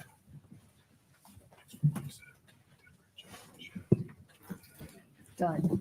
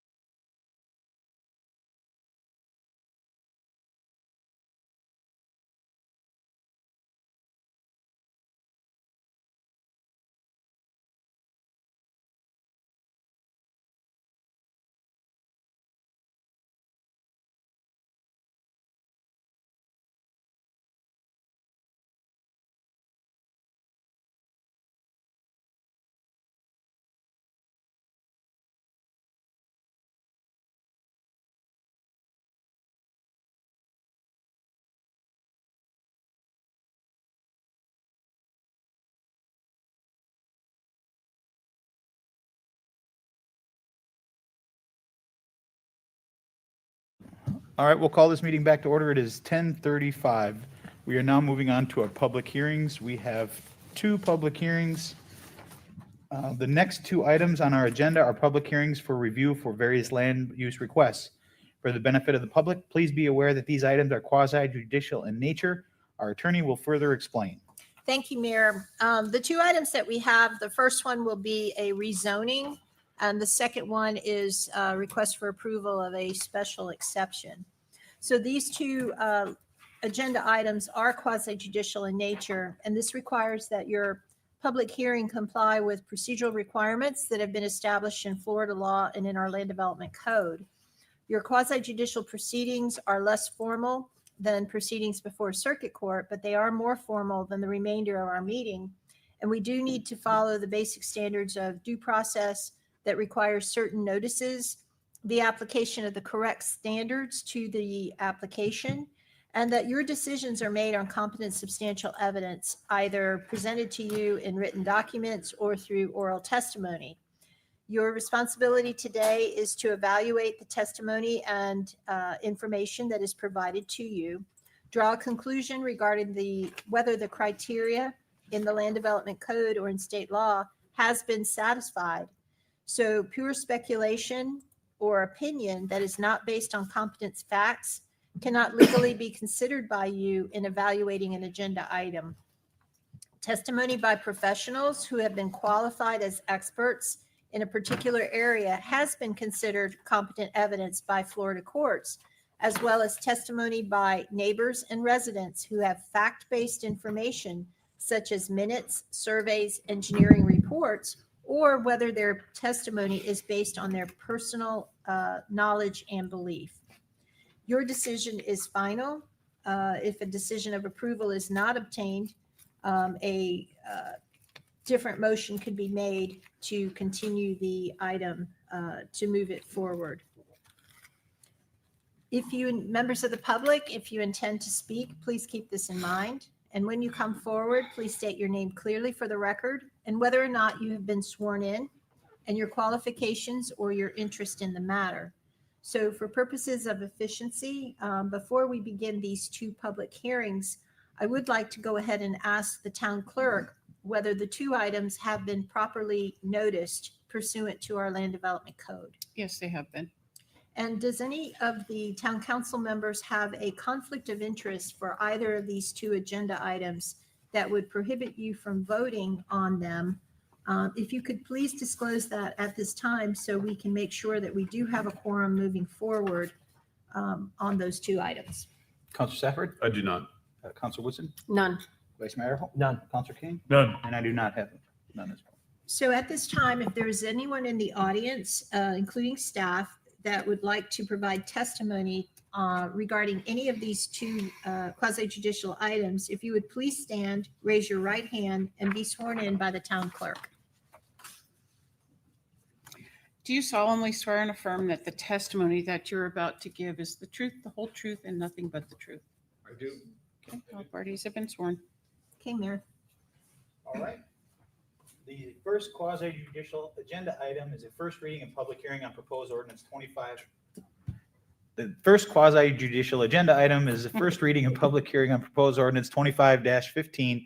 If approved at first reading, a second reading and final adoption hearing will be scheduled for October 6th, 2025 at 9 a.m. or at another time identified by town council. This is an ordinance of the town of Fort Myers Beach, Florida, approving with conditions, denying an application to rezone property located at 138-140 Delmar Avenue, generally identified as strap number 19-46-24-W3-0100B.0150, Fort Myers Beach, from residential conservation to residential plan development to allow construction of a 2-story duplex above flood elevation and a deviation from section 34-638D2 of the Land Development Code to allow a porch and stoop to encroach 15 feet into the 25-foot street setback where a maximum encroachment of 10 feet is permitted for accessory uses, providing for clarification as necessary, providing for conflicts of law, Scrivener's errors, severability, and providing for an effective date. If any town council member has had any ex parte communication to disclose, Please let us know the subject discussed and the identity of the person, group, or entity with whom the communication took place, any correspondence that you received or observations made of the site. Counselor King? None that I recall. Vice Mayor Hall? Same. Counselor Woodson? I have none that I recall. Counselor Safford? I've had none. And I do not have any as well. Uh, Jason Green has been qualified as an expert already by this town council based on his education and experience, has been accepted as an expert in the field of land use, planning, and development in the town of Fort Myers Beach. Are there any other individuals who would like to be qualified as an expert witness on behalf of the applicant at this time? Seeing none. Has the property owner or applicant seen a copy of the agenda backup materials from staff? Yes, they have. Okay. Go ahead. Hey, good morning. Jason Green, Community Development. Pinch hitting for Judith on this one a little bit, so I'll go through this and I'll try to be brief. As you mentioned, 138, 140 Delmar Avenue is a rezoning to residential plan development. The reason why we're here for an RPD, residential plan development rezoning, is because while it's a replacement of a duplex, the comprehensive plan and land development code essentially require this process if you're going to increase the square footage of rooms or square footage of the units. So that's why we have to go through this process. Something we'll talk about with the land development codes and the comp plan that you look for the future one to see if we still want to do that. As you mentioned, there is a deviation to basically reduce by 5 feet the front setback for front porch and stairs. So the property is zoned residential conservation, RC. It's approximately 4,400 square feet of a lot size. According to Lee County property appraiser information, there was previously a structure of approximately 884 square feet, which was 2 dwelling units and appeared to have been built in 1954.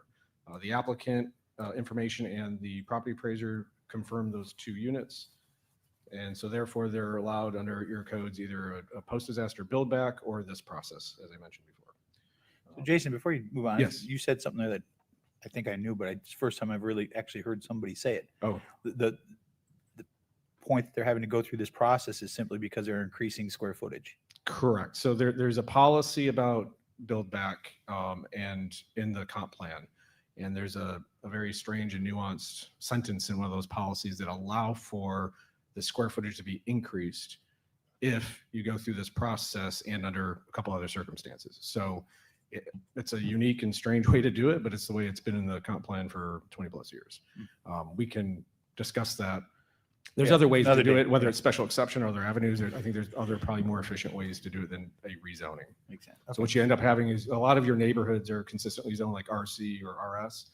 You have these kind of dots of RPD in the middle of them now after this type of process. And you're going to see more of these probably anyway, just the nature of the rebuild as we go. And you already have done several of these. All right. Thanks, Jason. Yes, sir. Could I Absolutely. add to that, Mr. Mayor? Jason, this item and the next item, you've been around, but you're now full court press again. We created a process almost a year ago where we delineated certain categories of items where the LPA could, if they approve something unanimously, it would not have to come to this additional step where these poor folks have to sit and go through all this. Sure. It was to create expediency for our residents and for those applicants, but also to just from a time management standpoint for the council, it seems to have worked very well.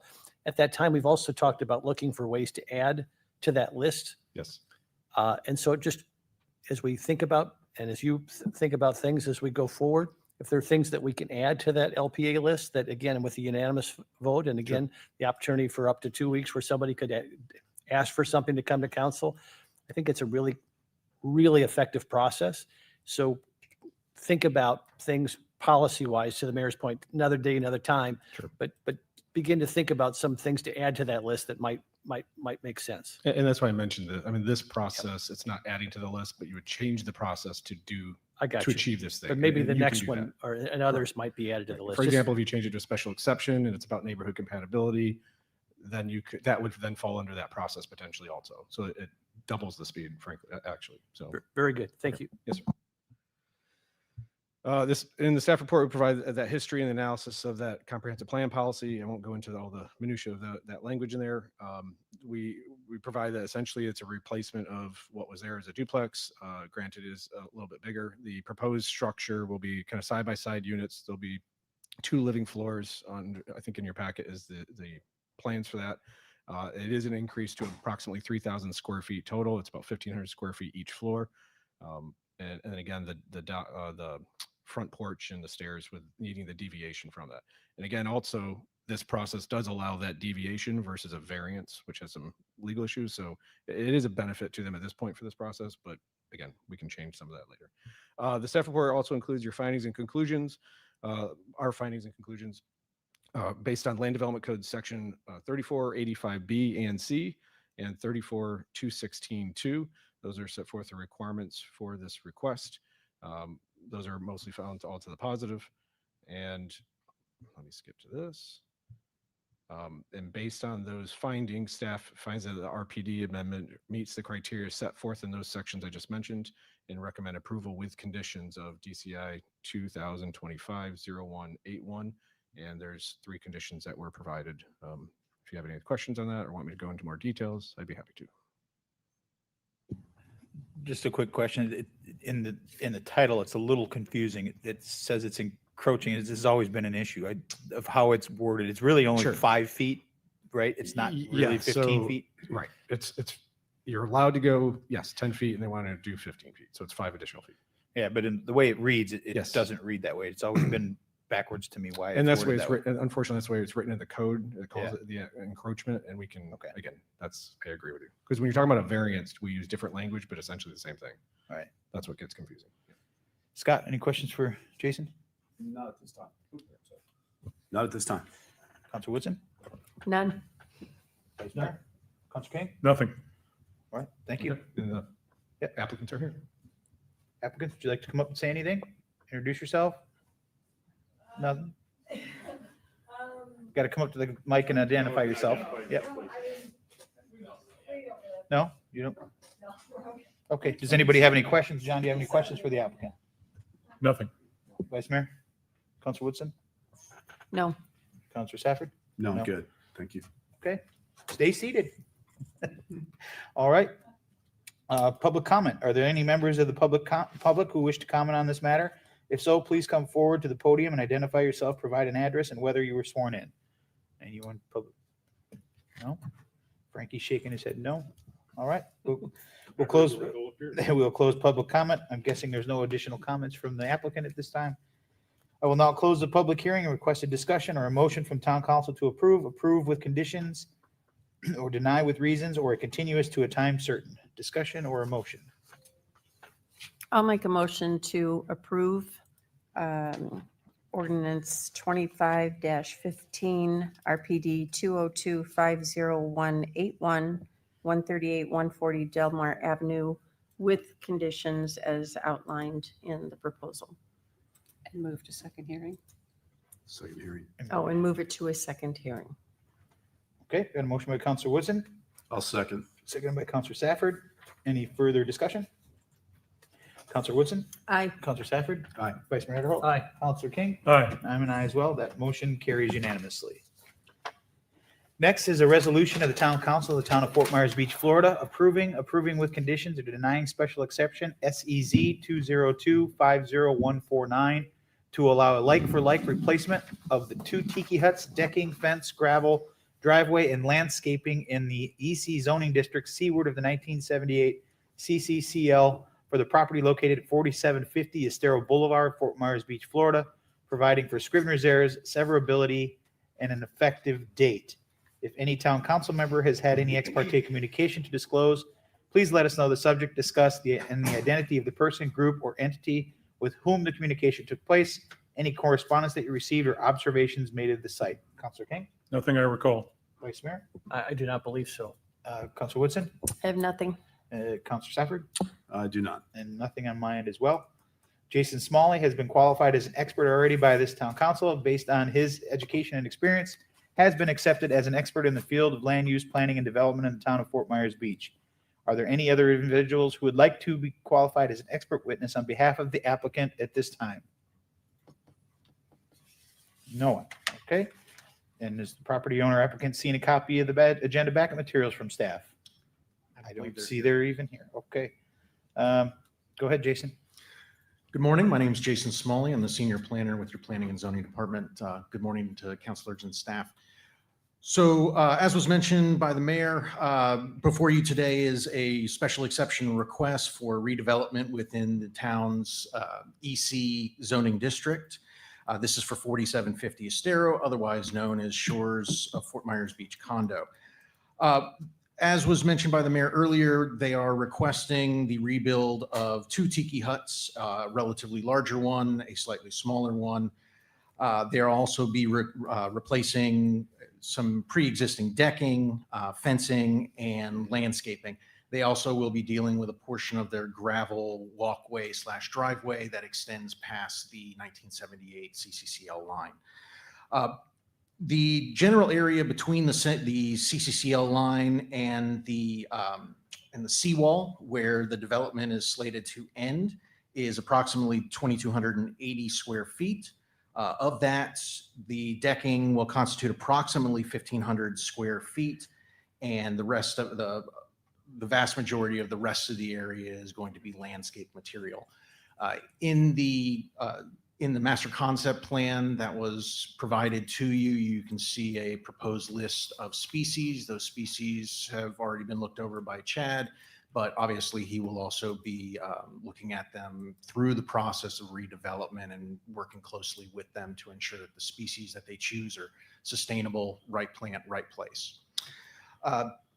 The applicant, as I mentioned, is not here today. I have not seen them, but if you have any questions for staff, I apologize. Based on the special exception criteria, staff recommends approval with conditions. One of those standard conditions is that no work will be done during turtle season. And so that means that they will be obligated to stay out of the area working at least until October. Are there any questions or concerns for staff?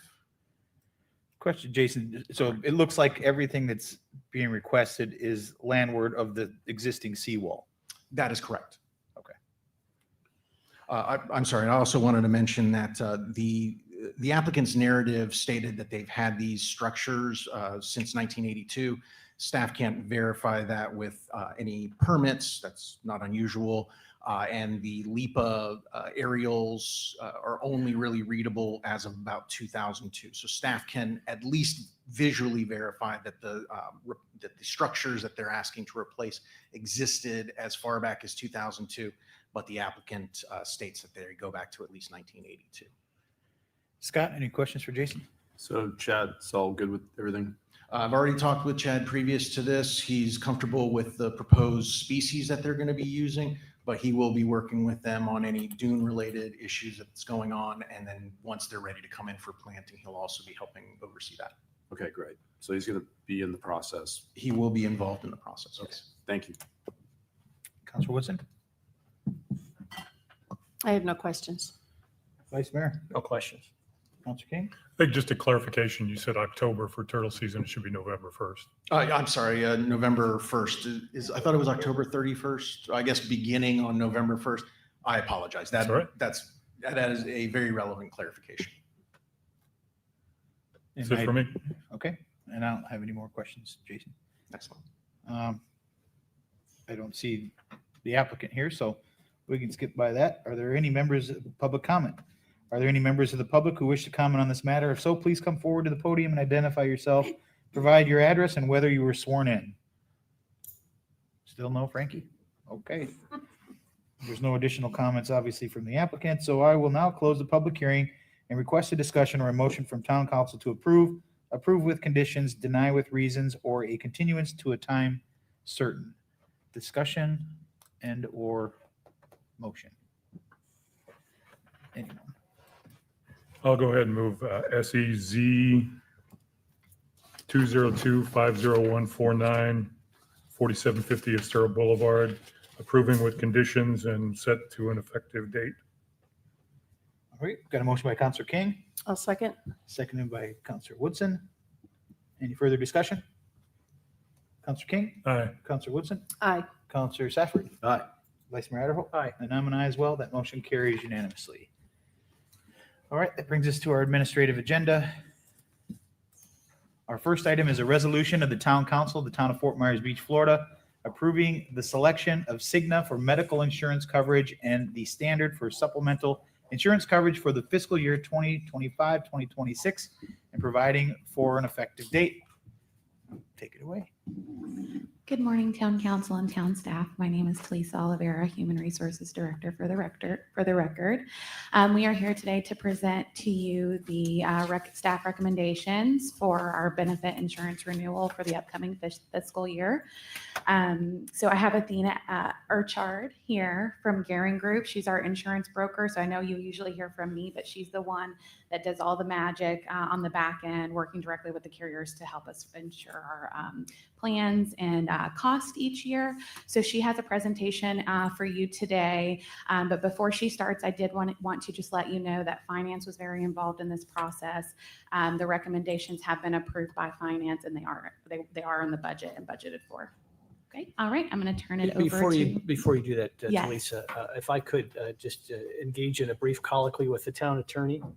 Yes, sir. My wife is a full-time employee of Elevance Health Insurance, and a lot of people assume Elevance is associated with the Blue Cross Blue Shield brand. But as I just Googled this, it says Elevance Health is not directly related to Florida Blue, as Florida Blue is an independent licensee of the Blue Cross and Blue Shield Association, while Elevance Health is a different large for-profit healthcare company that operates some other Florida Blue Shield plans.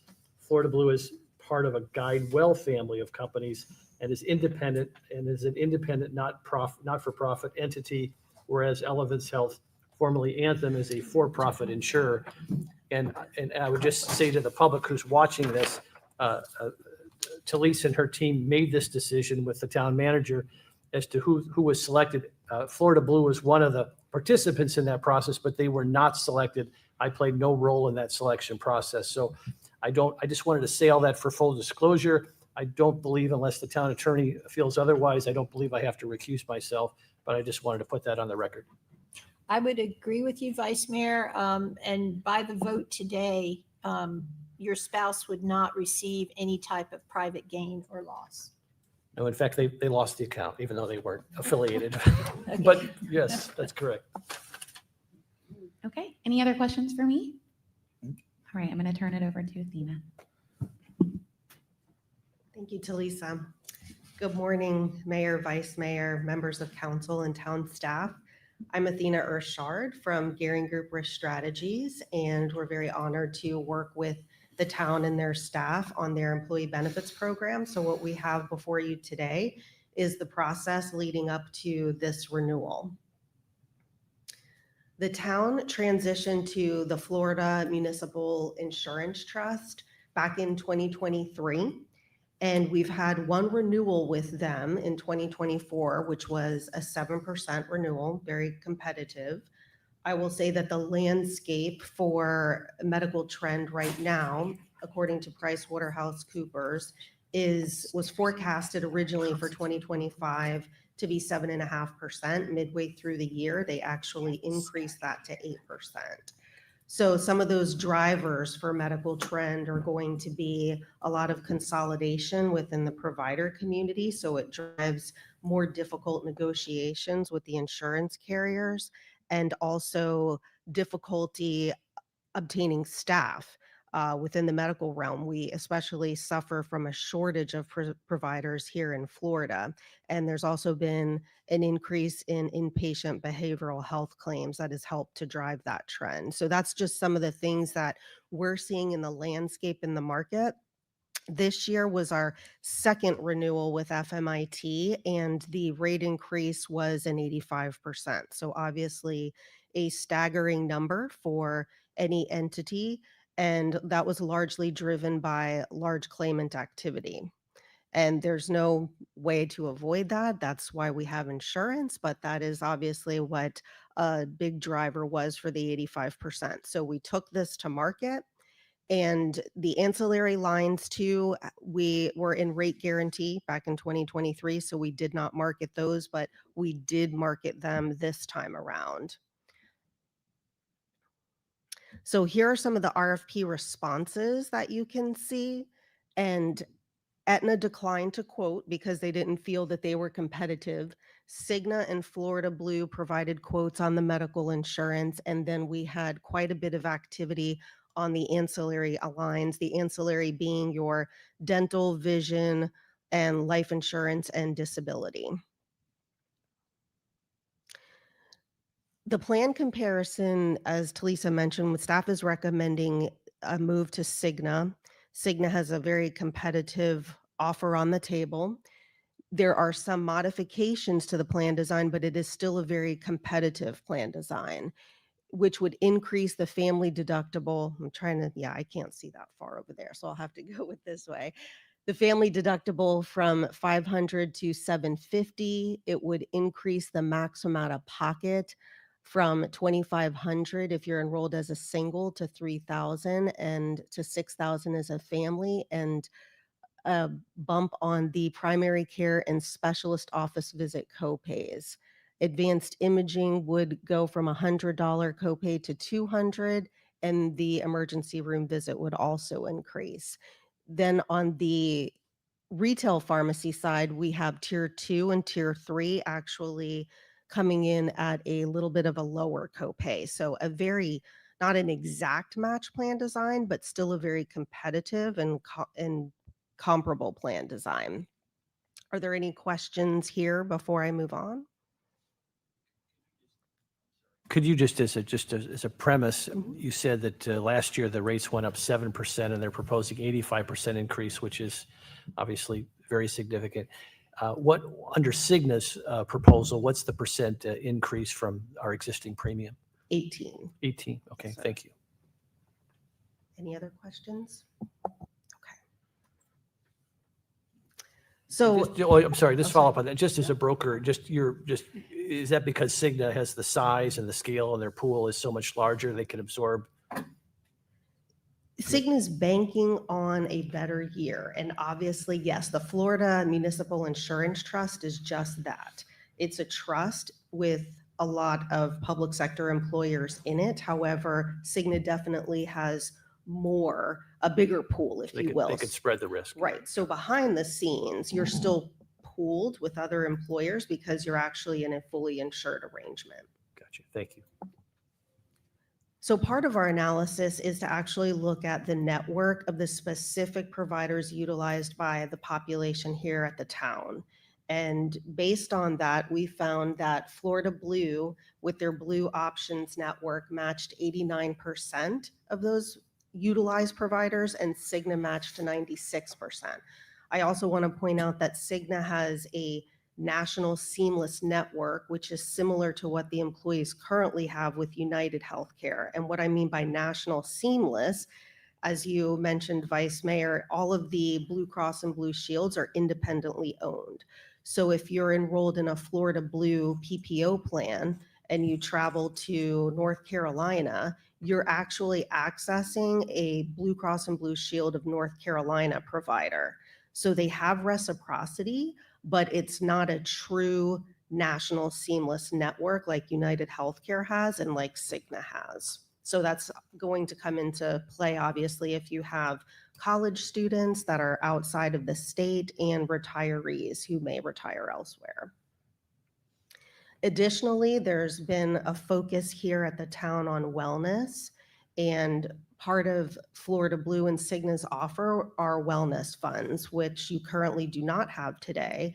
Florida Blue's offer included a $5,000 wellness fund, and Cigna has a $10,000 wellness fund and also a $2,000 optional services fund. So that optional services fund is to help the town if they in a transition, because your benefits admin system is iSolved, if there are any charges or fees that iSolved would propose for the town to set up a carrier file feed on the back end, you have $2,000 there to offset that. So it's not coming out of your budget. And then also value-added services. Florida Blue has the Blue 365 program, which gives discounts on personal care, gym memberships, healthy eating, financial health, and lifestyle products. And Cigna has a suite of value adds. I would say this is probably one of their strengths because there is a lot of value adds that are at no additional cost to the town that are included just by virtue of being a Cigna member. Could Some I- of those. Oh, I'm Yes, sorry, sir. you're going to get to this, but I want to expand on it a minute because we have a facility here called Bay Oaks, which is where we have exercise opportunities for our residents. And is the gym discount of the Silver Sneakers program, or is it different? It's different. But I would just, for those who might be listening, who have health insurance, many of health insurance programs have discounts like this. So if you wanted to use those discounts like the Silver Sneaker program or this particular discount, they're applicable to entities like Bay Oaks, and it's a great way to save, but it's also a way for the town to continue to get revenue at Bay Oaks. And it's a win-win for everybody. So some people forget that their health insurance has that benefit, and it's a great benefit for everyone involved. Thank you for that plug, Sorry. Vice Mayor. No, Sorry. that's you should come to the open enrollment meetings. No, that's a very, very great point, and people should absolutely look at their plans because you're right. A lot of times there are gym memberships that are built in, and one pearl of wisdom I'll just interject there is that sometimes when they do offer a gym membership and it's a place like LA Fitness, for example, because a lot of gyms are independently owned, right? So just because one LA Fitness is in the network, so to speak, is offering a discount, it doesn't necessarily mean that the LA Fitness on the other side of town is participating. So sometimes people don't realize that when they try to access those gyms. You really have to hone in on the location of the gym that you're looking at and make sure that that particular one is one of the gyms that offers the discount.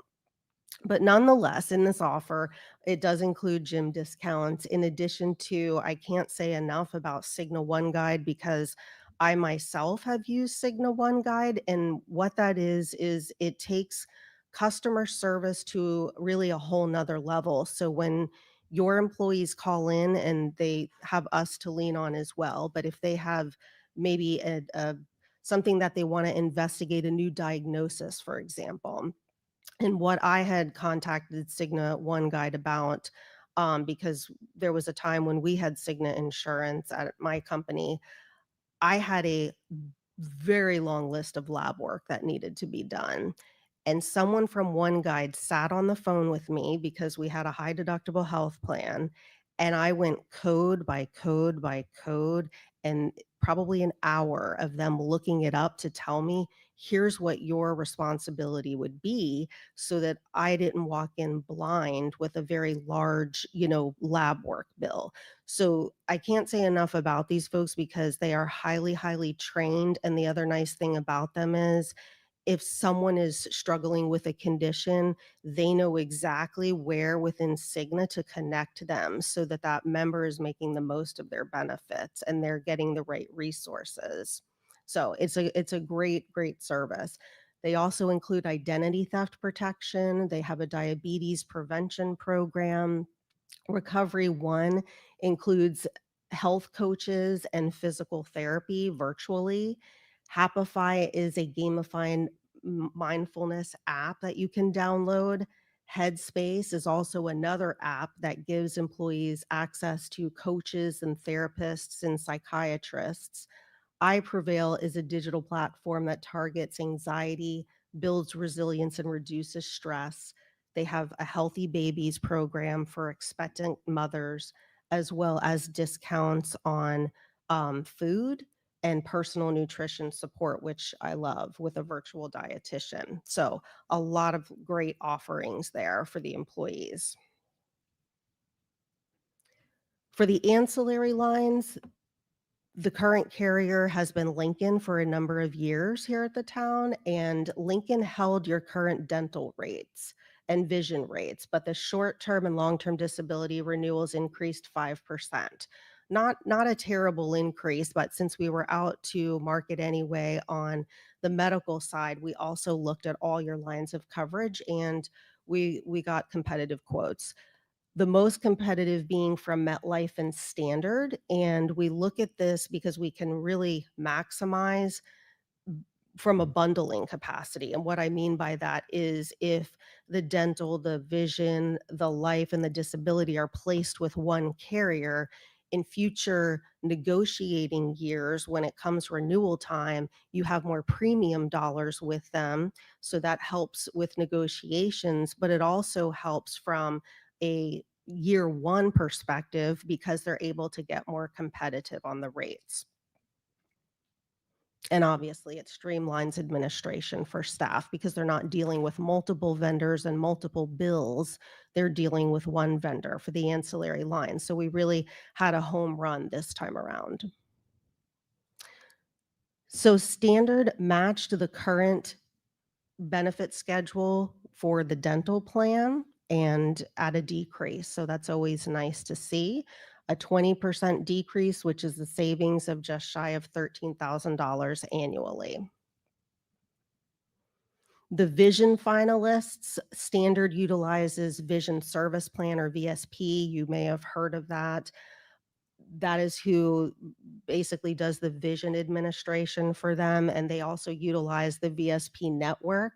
They have matched the vision plan, but they have also increased the frame allowance from $130 to $150 with an additional 20% discount. They've also extended a 2-year rate guarantee, and the annual cost is pretty much a wash on that. So just to recap, also Standard has a rollover benefit where if members go for their preventative exam and their cleanings, but they use less than $750 in a year for dental, they'll be able to tack on up to $600 if they stay in network to their annual maximum. So that's a way over time for them to build their annual maximum if there's a year where they need more extensive dental work, like a crown or a bridge. It comes in handy in helping to offset those costs. Vision has a 2-year rate guarantee. Basic Life has a 3-year rate guarantee and also an 8.7% decrease. And the short and long-term disability coverages with Standard also have a 3-year rate guarantee with a negative 14% and a negative 22% on the long-term disability. So some nice savings here. So our recommendations before you today are to, effective October 1st, to move from FMIT to Cigna. The cost impact, you can see the town's portion would be the $161,000 at the 18%. A move from Lincoln to Standard on the dental with the decrease. The vision is again pretty much a wash, a 0%, and the basic short-term and long-term with their decrease basically to what you currently spend. And then also Standard has the ability to, because one of the things that employees have access to through Lincoln are EAP visits. So Standard has a small buy-up program for you to purchase additional EAP visits, which would bring it up to 6 visits for 35 cents per employee per month. So that's the $300 charge that you see. Does anyone have So any what's the net, the overall increase if you were to add all that? I don't have a calculator in front of me, but if you were to add all that up between the medical and then the decreases in the other? Yeah, so the impact to the 140. town for everything would be Roundabout it. $141,664. Thank you. I have one question, if I may. I know most doctors handle Cigna. Is the Standard pretty, I don't want to say standard, but is pretty standard with most of the With their dental dentists network. and eye care? Yes, so VSP, you may have heard of VSP. They have a very large network. So the members will have access to a lot of retail chains as well as private doctors. And for dental, they also have a very robust dental network. Their match was 77%. I think was slightly higher with Lincoln, 79%. That was actually 3 providers, a difference of of 3. With dental, it's a little bit different than medical because a member can access an out-of-network dentist anytime they want. So the network allows them to stretch their annual maximum, if you will, because those doctors have agreed to a lower contracted rate, but they absolutely have the freedom to go out of network. Thank you. My other question is, although the open enrollment's now and takes effect October, would the insurance actually kick in January 1? No, it would go into effect in October 1st. Yes. So if you have a doctor, you'd have to let them know after October 1. You'd have to give your new ID card to pharmacists and to doctors. Yes. Correct. Any other questions, Scott? No. Karen? It's not really a question, but just a comment. I mean, I know from my previous life of the work that goes into this and how extremely important it is to have great benefit coverage. It's a recruitment tool. It's a retention tool for all of our staff. And I mean, who would have ever thought we'd have an 85% increase? But to get it down to an 18% increase in this kind of market with our claims history, I think is incredible. So great job to all of you. Thank you. Vice Mayor? I commend you and our Human Resources Department for excellent work. A trivia question of the day, which Frankie got, which I can't believe he did. Where is Standard Insurance domicile? Portland. I was asking her. Frankie knew because John knew. Is that right? Yeah. All right. Well, let the record show. Oregon. Yeah. I did not know that either. Thank you for your efforts. Thank you. I thought the Standard was downtown Fort Myers, but what do I know? John, anything? I knew that because I'd had dealings with them in a previous life. So, no questions, but I'll piggyback on what Karen said. Disappointed, and the Vice Mayor disappointed in the FMIT being a new board of director member. I'll be looking into that and talking and discussing that, especially about the late notification about the increase. That was disappointing. Thank you both for all your hard work and the savings you've done for the town taxpayers and the continued good benefits for the town employees. Thank you. You're welcome. Thank you. Very good. Thank you. All right. Is there any further discussion or a motion for Resolution 25-273 for health insurance renewal? I'll move the motion to approve Resolution 25-273 health insurance renewal. Second. Motion by Counselor Woodson, seconded by Counselor King. Any further discussion? Counselor Woodson? Aye. Counselor King? Aye. Vice Mayor Adderhood? Aye. Counselor Safford? Aye. And I'm an aye as well. That motion carries unanimously. Next is Resolution 25-247. This is a resolution of the Town Council of the Town of Fort Myers Beach, Florida, approving a second amendment to the CDBG DR subrecipient grant agreement DR 10262 between the town and the Lee County Board of County Commissioners to change the referenced key personnel for the North Island Water Tower and change the address to the new town hall, authorizing the execution of the second amendment by the town manager and providing an effective date. Frankie? Frankie, Frankie Kirkpatrick. Community Frankie, I'm Development going to Director. challenge you before you start into the granular piece of this. Would you just take a minute and explain the North Water Tower, the South Tower, and give us just an overview of the operational aspects of both of those towers before you get into the details? So the water system that the town inherited from the county when we became the town of Fort Myers Beach consisted of two water storage facilities, one on the north side of the island off Lagoon and the other one on Linnell to the south end of the island. The water that's purchased from the town, from the county, used to come through the bay, through a water line. It still does. They had a off-island pump station on their side, and we had one where we call the Moss Marine pump station, not to be confused with Moss Marine proper. It just happened to be coinciding on their property where the main pump came out of the ground. Back before Ian, both tanks were filled. Both tanks by gravity feed keep water pressure. If the line is intact, they keep water pressure. Prior to Ian's impact, the North Tower was taken out of service for inspection, and it was deemed at that time unsatisfactory for use.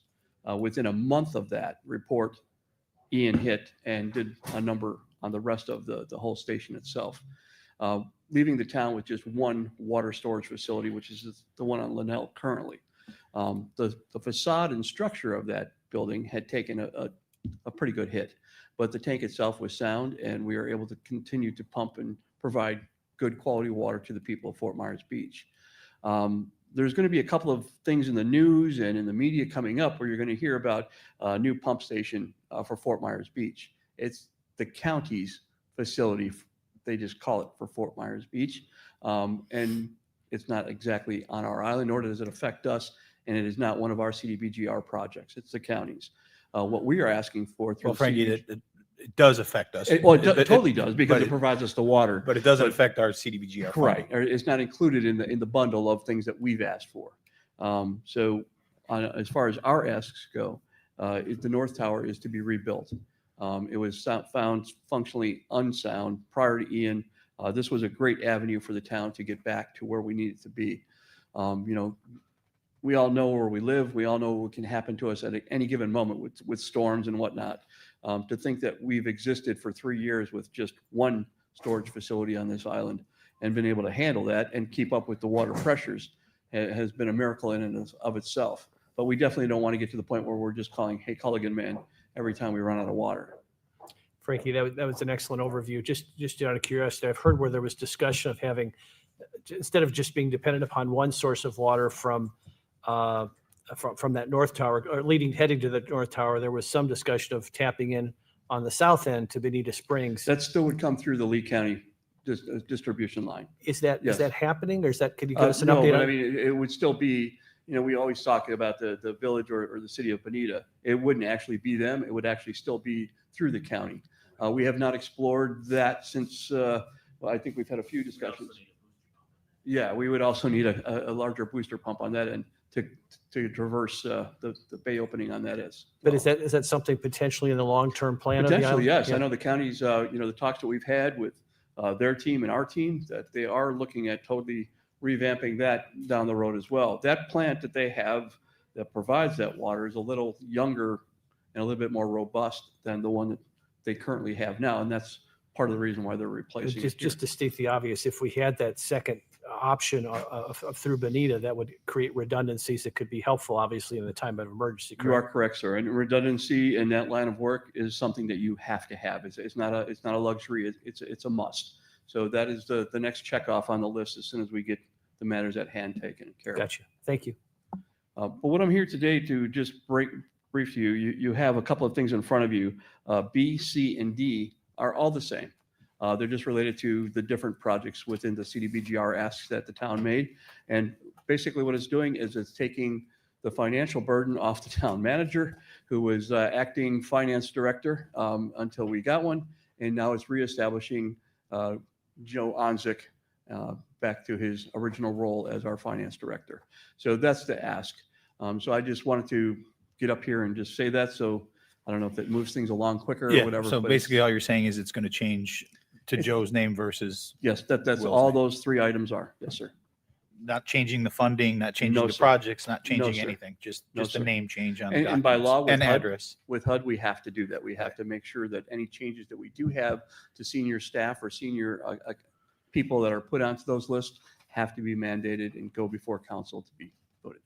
So since we're going to move these along and they're all the exact same thing, have we gotten any updates on timeframes as to when funding is going to be? I know it's been approved, but released to actually start the projects. I would like to say soon. We have our weekly meetings with the county and their subcontractor that deals with the CDBGR directly. Our team has submitted everything that we possibly could on a lot of fronts. We're cleaning up some details back and forth between language of our proposal and what the county previously agreed to and what we are mentioning. Just basically language back and forth at this point, but we need that language to get approval on their side before we can bring it to you for final approval. And do we expect them to come all three buckets, if you will, to come at one time, or do we think one's going to come before the other? Obviously We're talking going to about the probably pool. have two buckets before you at the same time, and that will be the North Water Tower and the pool. The Parks and third Rec. bucket was, we Planning. had one of the bidders send in a price sheet and for an RFQ that's not acceptable. And it got through on the county side and also got through on our side. So that had to go off for rebid, and that's currently in the process of out on Demand Star now. Okay, so you really don't, it's kind of in the county's hands now is what you're saying as far as when we can expect to receive the funding to start those projects? The funding, you're probably looking at probably the end of this calendar year to start those Okay. projects. All right, any other questions for Frankie?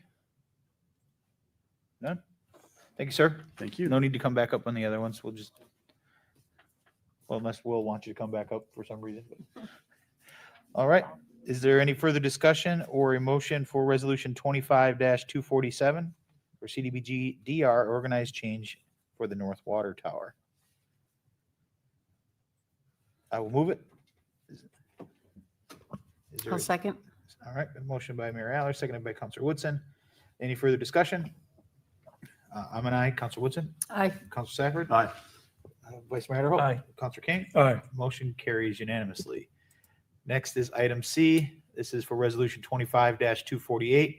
This is a resolution of the Town Council of the Town of Fort Myers Beach, Florida, approving a second amendment to the CDBG DR subrecipient grant agreement DR 10263 between the town and Lee County Board of County Commissioners to change the referenced key personnel for the Parks Facility and Recreation Revitalization Project and to change the town hall address to 6231 Estero Boulevard, Fort Myers Beach, in the agreement, authorizing the town manager to execute the second amendment and provide for an effective date. Any discussion? All right. If not, I will make a motion to approve resolution 25-248, Second. seconded by Counselor Woodson. Any further discussion? I'm an aye. Counselor Woodson? Aye. Counselor Safford? Aye. Counselor King? Aye. And Vice Mayor Adderhope? Aye. The motion carries unanimously. Next is item D. This is resolution 25-249. It is a resolution of the Town Council of the Town of Fort Myers Beach, Florida, approving a second amendment to the CDBG DR subrecipient grant agreement DR 10157 between the town and Lee County Board of County Commissioners to change the reference key personnel for the Recovery and Resilience Planning Program, authorizing the execution and second amendment by the town manager and provide an effective date.